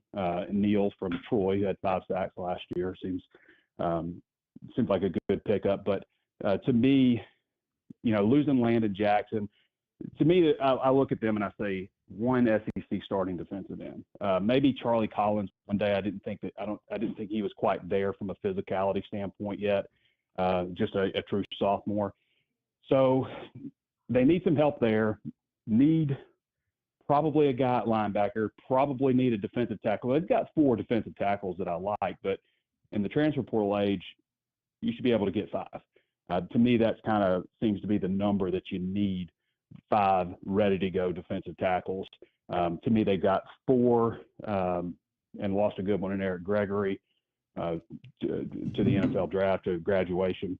And in the secondary, needed to get a safety. They got one. I think more of a back. To me, safety is more of a numbers deal. Like they're just low there. They did get a cornerback over the weekend from Fresno State, who's a 4-star transfer. He had transferred to Stanford and then re-entered the transfer portal. But to me, it's just a different tone on defense. I feel like this might be a year where they have to outscore some people, but they did get 4 transfer additions over the weekend, who obviously didn't go through spring ball at all at positions that they needed. Trey Biddy joining us on the Higginbotham Hotline, talking Arkansas Razorbacks. What has Arkansas done in the portal recently that you have the most confidence in, you feel the best about? That's a good question. I mean, it's offensive line. I mean, we kind of went over that, but the additions that they made, because it wasn't just the 3 players that I just spoke about. They also added, Kavian Browsard from Ole Miss. They added Bubba Craig out of junior college ranks. Marcus Dumerville from Maryland. So they went out and got 5 transfers and a junior college transfer, 6 total players up front on the offensive line. To me, that was the biggest move that they made. 2 years ago, they were bad on the offensive line, which is something I never would have thought I would say for a Sam Pittman coach team. Last year, they were below average, and this year I think they're going to be an above average SEC offensive line, which generally means you're pretty darn good. So that area, they did some work at wide receiver. They had to. They lost their top 7 pass catchers from last year. I don't know that there's an Andrew Armstrong on this group, but I feel like the room overall is much better. I feel like they've got, 6 guys that are all legitimate targets. The problem for Talon is he can't lock in on a guy this year like he did with Andrew Armstrong, who's just going to go make a play in spite of good coverage from the defense. Like he's got to go through progressions. And I think he'll have time to do that with a better offensive line, but he's got to go through his progressions. He's got to find the open guy. They got Ismail Cece from Stanford, who was probably one of the surprise players to me. Raylan Sharp, who's caught like 115 passes the last couple of years to work the slot. They got Cam Shanks from UAB, who was an All-American punt returner last year. And Omega Blake, who averaged the 2nd highest yards per catch in the country last year, 24.8 yards per catch, had 9 touchdowns for Charlotte. So they got some guys. I don't know that I look at this group and say, there's a bunch of NFL wide receivers on this team, but a lot of veteran guys who caught some passes. What about Talon Green and his development? Are we optimistic about his growth as a passer? I mean, we know he's got the juice. We know he's got the athletic ability, and some of the freak show moments that he pulled off last year at times were absurd. But can he do the little things to become a little bit more predictable and a little more consistent? Yeah, well, like you said, I think, the offensive line is going to help him, but he's got to do a better job at, just his overall awareness. There were times where there were open wide receivers and he'd get locked in on a guy, times where he would hold the ball too long. It seemed like every time he took a sack, it was a 10-yard sack. It seemed like half the time they were, had a manageable field goal and he'd take a sack and it adds 10 yards to it, makes it a difficult field goal.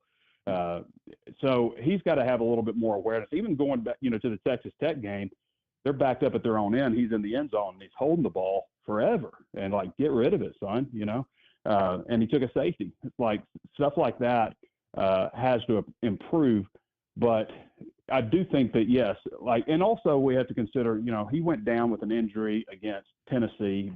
I'm not sure what the injury was, but he buried his knee in the ground pretty hard, and that affected him the rest of the year.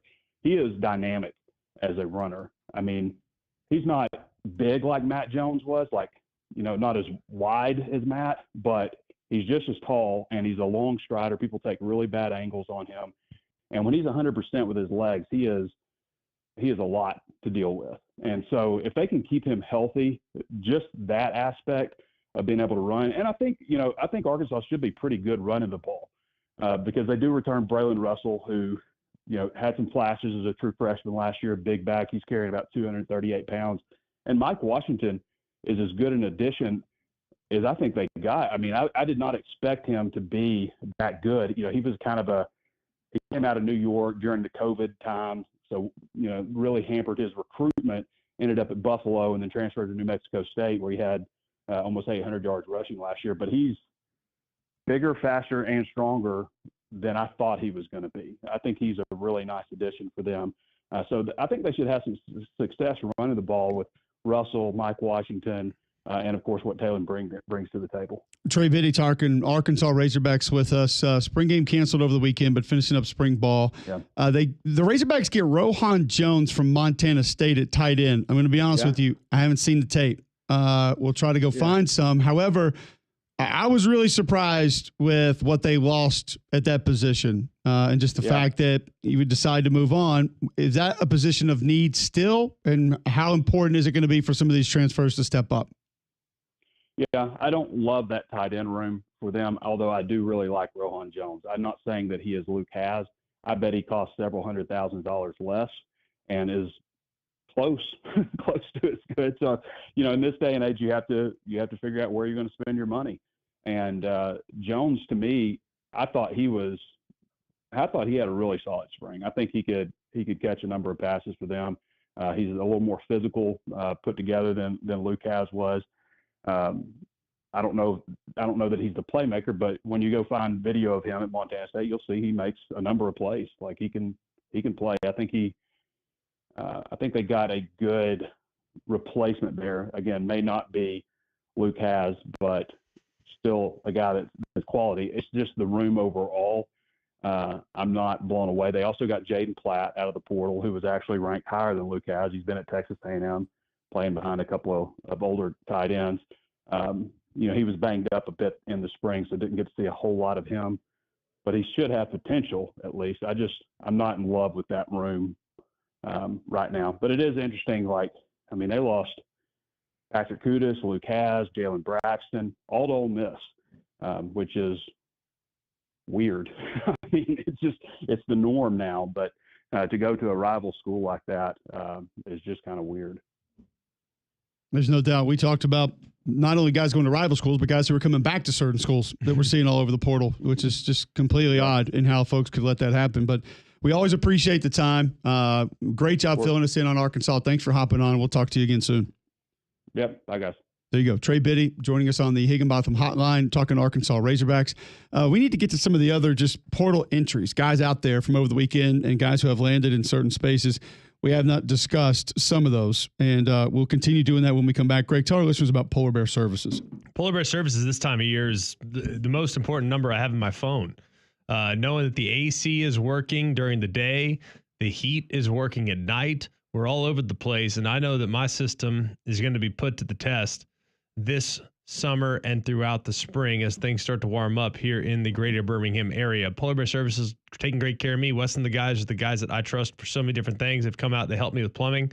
They've helped me with my HVAC system. They've also helped me with electrical. And if you're thinking right now about getting a whole home generator system installed, they're the guys I would trust if you were in the market for one of those beautiful Generac generators. So call them today. Remember, if you have a problem with your electrical, plumbing, heat, or air, just pick up the phone and call the Bear. It's 205-497-BEAR. That's 497-BEAR. A transfer quarterback in the portal making a big visit. We'll tell you who and if he potentially ends up there next on Mac and Cube in the morning.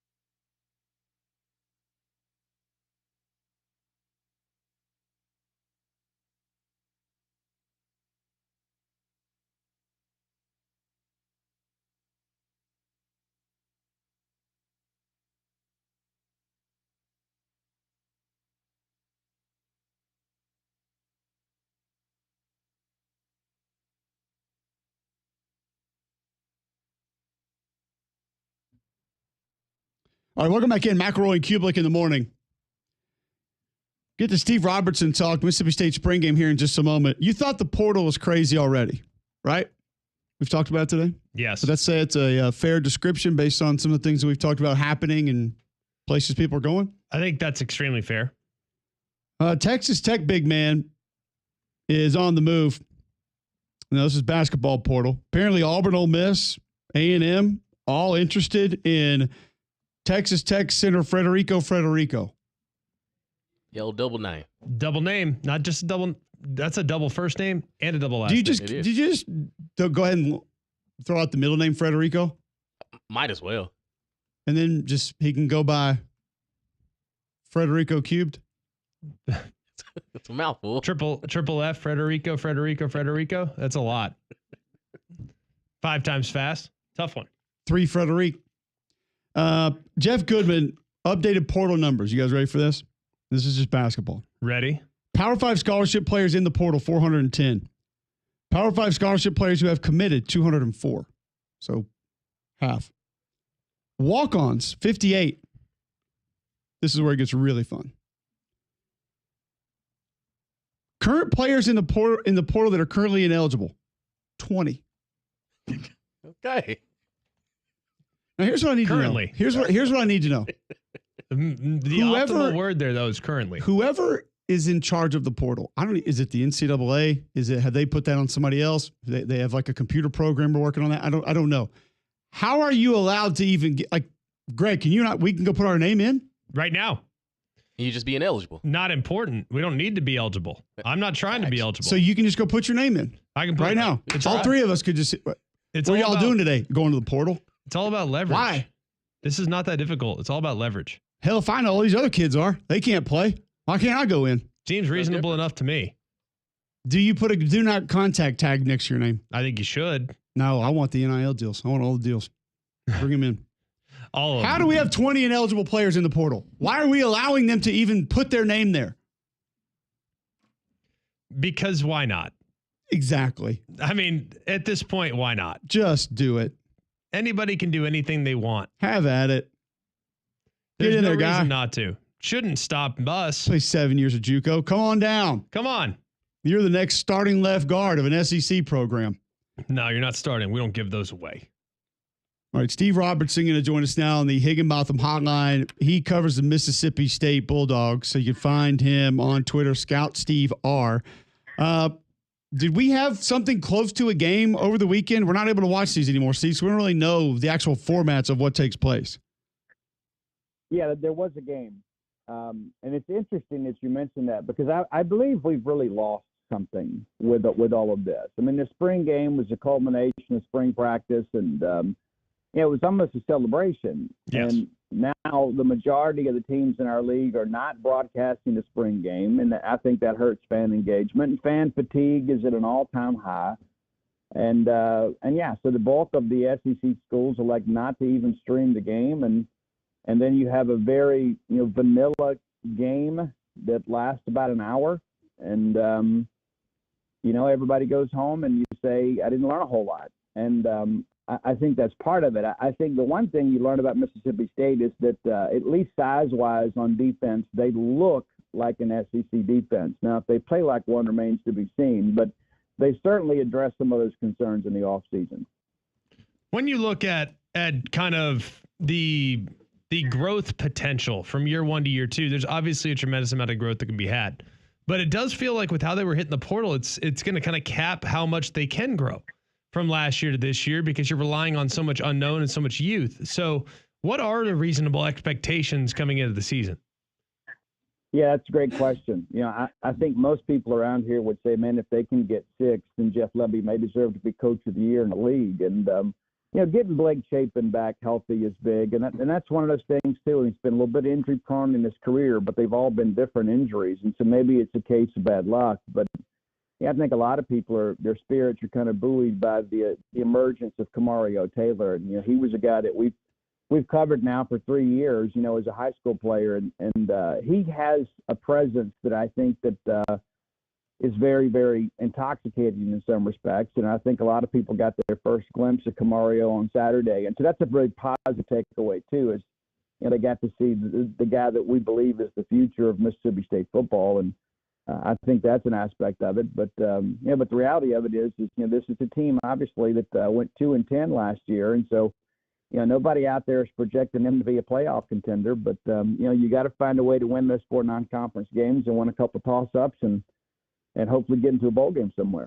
Steve, the biggest concern for me, I'm with you on Blake Shapen. I feel like you have, a couple of pieces that have been added to the offensive line that can make it formidable, and a couple of guys that are going to be back. I think you can circumvent that a little bit in this offense.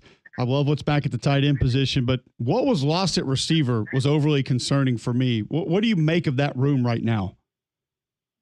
Well, obviously you don't replace a player like Kevin Coleman with just a stroke of a pen, but I think the depth of the group is probably better. State had a couple of bad actors in the wide receiver room last year, and you guys know from playing in this league, I mean, that's a detriment no matter how you slice it, right? I mean, no matter how productive a guy may be on the field, if he's bad in the locker room and bad in the weight room, it's not a good thing for your club. And State experienced some of that. There's a different energy in the building these days, and I think that's been an important part of it.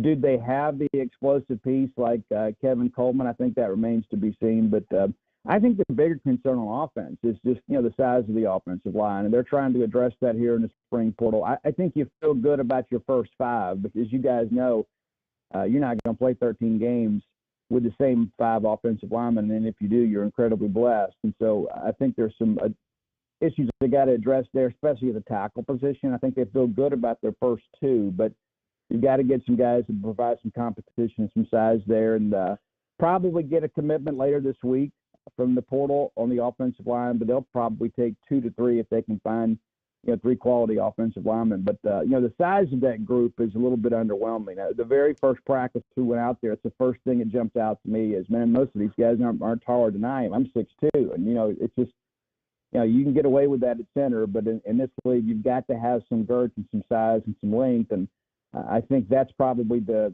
most glaring issue as we push in the portal recruiting season. How many freshmen do you think are going to be part of this roster? Because I look at it as like, okay, portal guys will obviously be a factor, but I feel like Levy's got a long enough leash. He can go super young and then take I don't want to say the Florida State route, but that's kind of the route that Florida State ended up going. They say we're going to go crazy young and we're just going to get a little bit better, a little bit better, a little bit better, and then hopefully we compete in a couple years. That's kind of the way Florida went about it as well. And then DJ Lagway kind of put them over the top last year and they finished strong. Is that kind of the route they're going to take? Well, I think in some respects, and I think it can't just be about this season. I mean, you got to get some reps for some of those younger guys, and I think there's some younger guys on defense that could be impact players. I mean, linebacker Tyler Lockhart, I think, is one of those guys. There's an edge that they really like, Tyshawn Willis, and he's a guy from a smaller high school in Mississippi, but he was absolutely dominant, kind of tucked away in an under-recruited part of the state. So I think you see some younger guys on defense and maybe a couple of guys that, at receiver. And, of course, I think the biggest piece they got out of the portal on the offensive side was Fluff Bothwell, who was, freshman phenom at South Alabama. So he's still a younger guy. And he brings a physicality to that room that just didn't exist last year. And you entered the season last year, you knew that room was a little bit insufficient. Then Jeffrey Pittman is the guy that you expected to be the most explosive player within the running back room. He ultimately is not with the program once the season begins. And so that running back room really, really, really had to try hard last year. And Davin Booth didn't get the benefit of spring practice last year. Well, now he looks better than ever. But I think Bothwell is a guy that could be a difference maker as a younger guy on offense. All right, Steve. The defense, schematically, I thought they played hard last year. And I know people see the numbers and they look at it and say, no, it's impossible. You can't be that bad. But the effort was actually there when I watched them. And I had them late in the year, and I watched them a couple times late. I just don't think they had the personnel to even get close to fitting what they needed to be and what they wanted to be. How different could it look just from a personnel standpoint, a scheme standpoint, and maybe as far as how many stops they can realistically get? Yeah, and that's a great question. I think you actually nailed it there. I mean, they were pretty talent deficient on defense last year, especially up front. I mean, Stone Blanton came in as a linebacker and did some big things, but I mean, those backers are having to dodge offensive guards on pretty much every play because they had such little resistance, especially on the interior. There's some games last year where you had a true freshman, and then you had a JUCO guy, and I'm not trying to be disrespectful to anybody, but you had a JUCO guy that you signed in June that had nowhere to go, and then you've got to go start those guys in a couple of games because of injuries. And, in this league, I mean, that's just cruel and unusual punishment. And so I suspect because of the commitment to the defensive line in the portal, they will be better. I think there is some talent there. Will Whitson's a guy that came in from Coastal. They're really, really excited about him. He was very productive there, and that he's kind of carried that over here. He's so far, of course, you can only learn so much in practice, but he looks to be a guy that can be, kind of a bit of a game wrecker for them. But, they have really committed a lot of resources to retooling that defense. And, when Coleman Hauser was hired, I mean, that's kind of the concern, right, is you can't run Alabama schemes without Alabama talent and expect to get Alabama results. And I think they struggled at times with that last year. You had some guys that were recruited to play in Zach Arnett's and kind of blitz-happy scheme, and they didn't really have a natural position in this new defense. And so there were some growing pains last year, but I believe they've addressed them at least from personnel standpoint. Now it's time to go put a productive team on the field. Steve, thanks for hopping on, keeping us updated on everything happening in Mississippi State. Yeah, thanks for hopping. We'll catch up again soon. See ya. There you go. Steve Robertson covers Mississippi State. You can follow him on Twitter at ScoutRSteve. Optimistic there, Greg, and there's some that he's optimistic about that I think I'm uncertain, so I don't know whether to be optimistic or not with what this team could look like. I do think a healthy Blake Shapen could go a long way. Year 2 in that offense, being around it, knowing it. But not just Kevin Coleman, but Kelly Akari also gone from that receiver room. It's going to be an almost entirely new room outside of Jordan Mosley. But I think running backs and tight ends can help a lot. Don't know specifically about the offensive line, but I think they can work through it based on what they had last year and what they did. And then the defense has just got to find a way to be a little bit better, man. Like they got to get some stops. Well, there's absolutely no reason why that can't happen based on where they were last year. I just don't think they had the personnel. I think they had guys, square pegs playing round holes. And let's be real. I mean, a lot of the reason why Lebby was hired was to create an entertaining product. And they talked about that openly. Ultimately, the goal is to eventually win games, but in the near term, score a bunch of points in the process and have something that people are excited to watch. That's why he was hired. So I can't say it's overwhelmingly surprising to see him, maybe focus a little more attention on the offense and to try to win shootouts here early in his tenure. But eventually the balance will come along. It's just going to take a little time before they get there. Absolutely. So just a little bit into this Mississippi State football team as they wrap up spring, what it's going to look like, what it could be. We'll continue talking some transfer portal news with SEC schools on the other side. First, I'll tell you about my friends at Andrews Sports Medicine. If you're dealing with an injury, there's nowhere else you need to go. That's why victory over injury is their slogan. And there's a reason Auburn Athletics hand-selected Andrews Sports Medicine's Dr. Benton Emblem and Charles Pitts to serve as their team physicians. They provide the highest quality of sports medicine care in an effort to keep the Tiger student-athletes safe, healthy, and competing at the highest level. If Andrews Sports Medicine is a choice for Auburn Athletics, there's no doubt they should be your family's number one choice for sports medicine and orthopedic care. Andrews Sports Medicine has 7 locations across Central Alabama: Birmingham, Coleman, Gardendale, Hoover, Pelham, Trustville. They offer same-day, next-day appointments for acute sports injuries. Visit andrewsportsmedicine.com today to begin your journey of achieving victory over injury. We'll discuss more out of the portal next on Mac and Cube in the morning.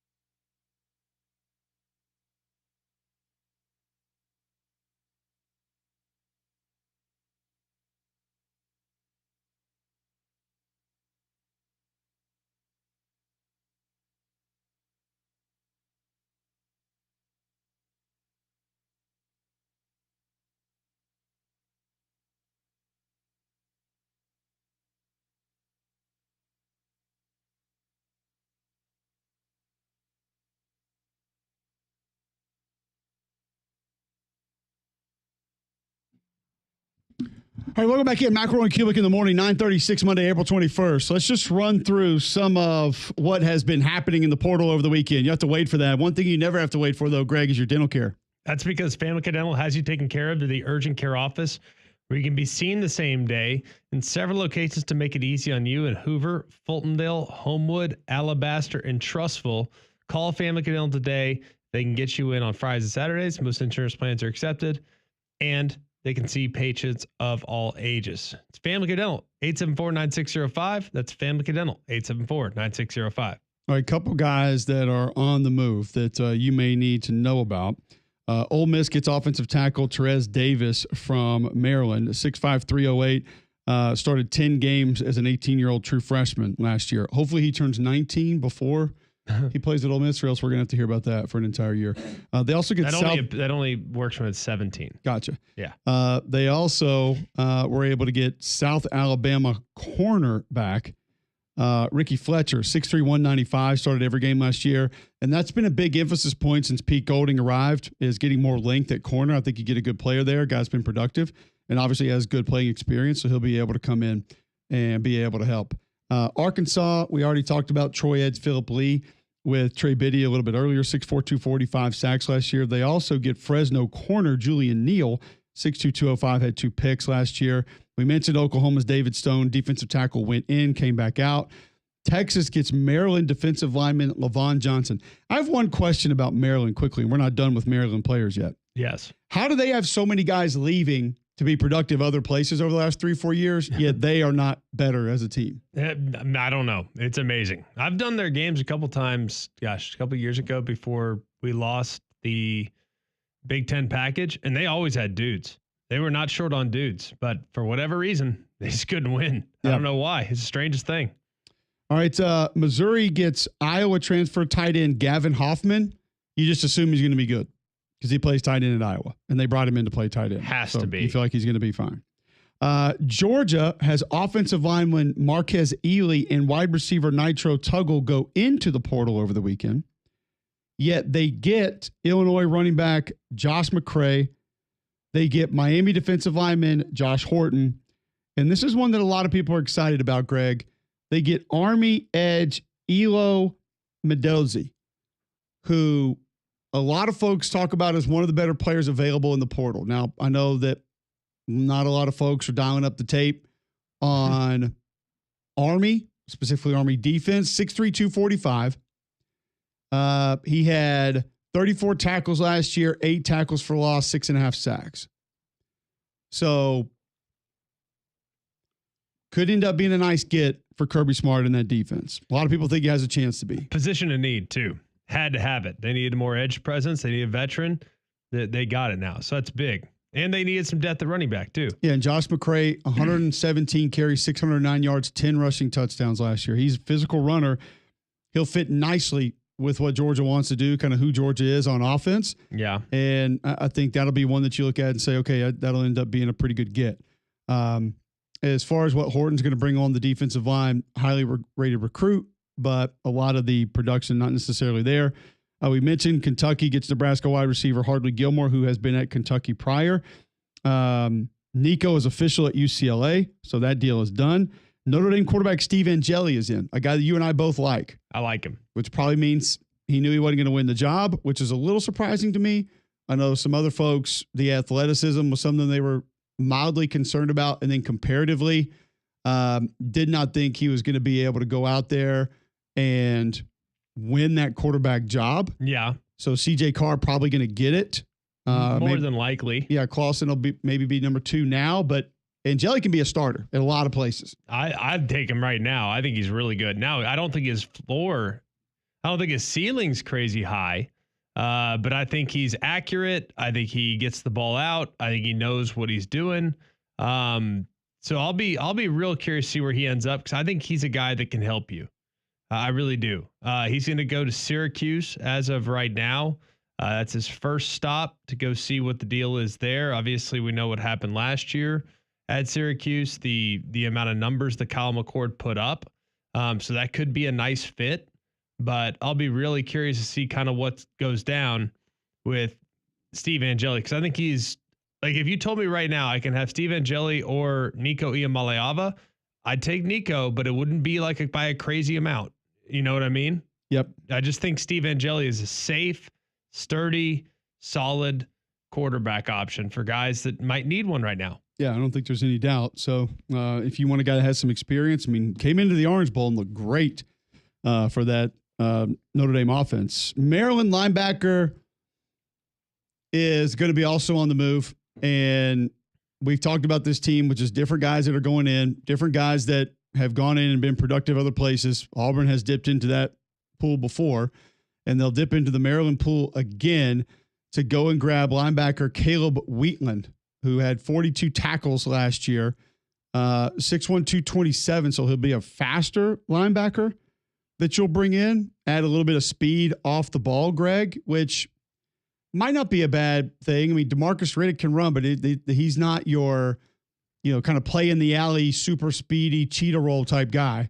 And with Wheatland, maybe you add one of those. Maybe. Yeah. I mean, I really don't know. Like a lot of these guys, I don't know, but I do know this. I know that if you can find some guys that can do some things at linebacker for you, that's really helpful for the depth at that position. I mean, that's so many teams need depth there. I mean, I think about Alabama and just one injury and the impact that could have, the trickle down that could have. It's significant. They of course addressed it with a portal addition in Green in the winter portal weekend, but I think linebacker is one of those positions you could just never have enough of. You know what I mean?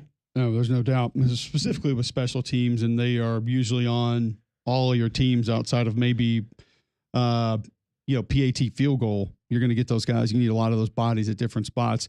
UNC's been busy. They get the commitment from South Alabama quarterback Gio Lopez, 3,000 yards, 25 touchdowns last year. Also, Colorado wide receiver Adrian Wilson has now committed, and they will host Jaden Rashada today on a visit. I love that Jaden Rashada is still like he's one of like the top 10 portal guys. I've looked 2 seconds ago at 247's rankings. Jaden Rashada is like the number 8 guy in the portal right now. What's wrong with that? Other than not playing? Who needs to play to get a ranking? I don't know. I got nothing for you. I got nothing. You should have heard my PFF line that I dropped in our game this weekend. Oh, did you bust him? We did a little, like, Roddy and I got into, like, passing off a twist earlier in the broadcast, and it ended up being, great conversation back and forth because they thought that the left guard was at fault for not coming around on the loop man. And I tried to explain to them, I was like, that tackle has to bump him off. Like, you can't just forecast that and leave your defensive tackle to go pick up an end. Then your D tackle's running over the quarterback. Like, that's a play that he physically must be switched off of that twist. If you're talking about a D tackle going out, the D end looping around an end. And so we were discussing that. Well, they ran a similar twist later in the game, and Roddy and Roy were both very complimentary. Like, hey, Cole told us about this earlier, this, that, whatever. And I'm looking over at my monitor watching the replay, and I was like, hold on a second, guys. I said, because that looks a little bit like 3/4 slide there. And if that center's job is to slide over and he's looking back right and decided not to stay with his assignment as to where he were to go, that looper comes where he is supposed to be. And therefore, if that's the call, that's on him. It's not on the guard this time for not switching off. Like, that center should have been there. Yeah. And then I may or may not have dropped but I'm not PFF and no every protection. You did not say that. That's so messed up. Why do you got to go there? Don't stoop. Real recognize real. Or unreal recognize unreal. Also fair. Also fair. Lastly, Notre Dame safety Kennedy Urlacher, 5'11", 200. We discussed him a little bit last weekend. You shared with us after calling 2 of their playoff games the lack of discussion that was had by the coaching staff. He's going to end up at Southern California. So just go to one of Notre Dame's biggest rivals. Why not? Why not? Go there. Feels like the natural progression nowadays. I feel like that should work for you. Leave one place, go to the hated other school that you will compete against next time. Sure, makes perfect sense. All right, when we come back, a couple bad box scores of the day. Next, Mac and Cube in the morning.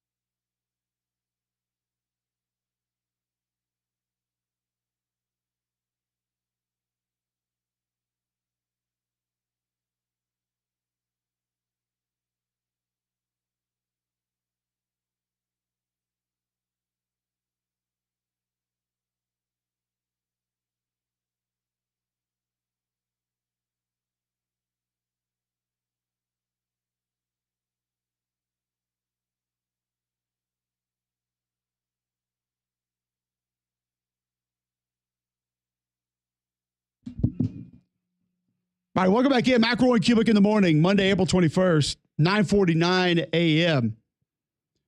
Talking transfer portal, guys who have been in the portal, been out of the portal, a couple other basketballs. Michigan State gets former Samford guard Trey Fort.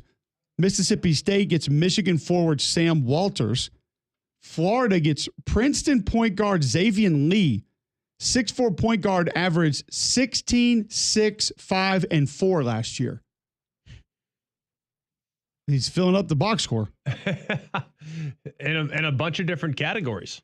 Memphis gets South Carolina wing Zachariah Dennis. He commits. However, Dave Danger and PJ Haggerty are both in the portal. PJ Haggerty allegedly asking for 4 a year. That's it? And allegedly that number led to some other things that took place with basketball rosters in this state late last week. Oh, boy. Just remember, just because you play the same position as somebody does not mean you are as capable as that human. Says who? It's some people, maybe. Says who? Just you never know. What if I only want to play left tackle and I won't play right tackle? Nope. That's never happened. Just because you and Orlando Pace both play left tackle does not mean you should make as much money as him. That's a fact. That's not true. Some people say I think that feels short-sighted. A little bit, maybe. I don't get it. I honestly played quarterback, and Matt Stafford was making $50 million. Not fair. We are from the same hometown. It's not fair. Not fair. You should have sued the NFL. We played each other in baseball in high school. I see you winning that lawsuit. You know, now that I'm thinking about it, Clayton Kershaw was on that team too. Oh, boy. I feel like I should have the same career earnings as both. I played them. I think you should retroactively sue your city that you're from for allowing them to go on and make more money. They than can you. have their dang key that they gave me. I want the funds. Yeah, but you could walk right into the city bank and take whatever you need. Give me their taxpayer dollars. All right, let's get to a couple bad box scores of the day quickly.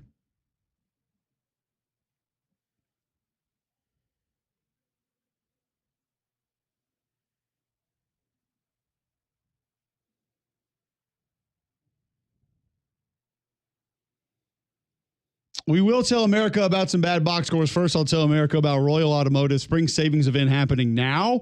Experience how car buying should be. 4 Royal-owned dealerships, one location, selection and savings unmatched. Get up to $10,250 off select 2025 GMC Sierra models. Volkswagen deal days are on. That means you can get up to $2,500 in customer bonuses on select models, or choose the luxury and safety you expect from the Volvo SUV lineup. XC40, XC60, XC90 models with $1,000 70th anniversary bonus, 3.99 APR up to 72 months. All offers valid through April 30th, 2025. Certain restrictions apply with approved credit. Royal Buick GMC, Royal Volkswagen, Royal Automart, all at the corner of I-65 and Highway 31 of Vestavia. Online, royalautomotive.net. Remember, for every ride, there's Royal. The Cincinnati... They are the Reds. Bearcats. Just snuck past the Baltimore... Orioles. I'm going to be honest with you. Maybe the biggest surprise in baseball to me, Baltimore 9-12. I knew the pitching might be a little bit problematic. What I did not know is that against the Cincinnati Reds, in your pitching box score, you would get one Jorge Mateo, who normally plays shortstop, who pitched 1 inning, gave up 5 hits, 5 runs, all 5 earned, walked 2 for an ERA of 45. Seems great. In a single inning. That's why he's a shortstop. Or Gary Sanchez, who most people probably know that name. He's been in baseball for a while. Catcher. He also pitched an inning. Gave up 2 hits, 4 runs, all 4 earned, walked 1, gave up a home run for an ERA of 36. The final score is 24-2. And you would probably think that one Ellie De La Cruz did a ton of damage. He was just 1 for 4. Did drive in a run, did hit a home run. That paled in comparison to what Austin Hayes did, going 4 for 6, somehow only drove in 1. I guess all the RBI were taken by Noelvi Marte, who Greg went 5 for 7 and drove in 7. And while one catcher was pitching, the other catching, Austin Wins, was going 6 for 7, driving in 6 runs. Dialed in. By the way, that's your 8 and 9 hole, who collectively went 11 for 14 and drove in 13. There we go. We'll take it. I think that's tough to kind of beat when your 2 worst hitters, arguably, on the team are raking. or when you pitch shortstops and catchers. Catchers can throw heat. Do we pay enough attention to what a mockery to the game of baseball that is? Like all these baseball writers get all mad about all these stupid things. Thank you. Putting a position player into pitch. You don't have guys over there who can just eat some innings? Thank you. No. Whatever. What do you mean no? Why not? I don't know. You just They get paid to pitch innings. Exactly. Correct, but they might not be able to, depending on availability. Fire the manager then. Is that not his responsibilities to have guys ready to play the next game? That does seem a bit aggressive, but like, hey, Jose Canseco, go out here and pitch. What? You play 162 of them. Don't care. You have rosters with pitchers. Yeah, but you might not have enough pitchers. Whatever. I'm just saying, like, I can see if you're in a situation where you might have to run a position player out there. The thing that irritates me when I watch these position players pitching, I know these guys pitched in some cases in high school. Like, you cannot throw it that soft. Yeah, they're not balls. pitching, they're throwing. No, they're throwing. Yeah. They're just, hey, hit it hard at my guy. No, you're right. It's all like eephus pitches. You're telling me like these guys play professional baseball and they can't throw it a little better than this? Come on, man. They're not. Hey, you think they want to go see Andrews with the UCL? Specifically, Gary Sanchez? I don't know. Makes your arm stronger. Oh, Tommy John from center field. Gary Sanchez is sitting there like, I don't need that. Nope. Mm-mm. I also don't need the line drive right back in my face. So I'd probably rather throw a little heat and risk the UCL damage than I would. Gary Sanchez first year in Major League Baseball is 2015. He ain't trying to go out with a UCL. No. Not this late. Here you go, guys. Take a whack at this one. The other one we were going to get to is knuckleballs if you were in there. Canseco did. Maine in college baseball just snuck past UMBC 23-1 over the weekend. Those are your bad box scores of the day. We're back tomorrow. 3-man front is coming at you next.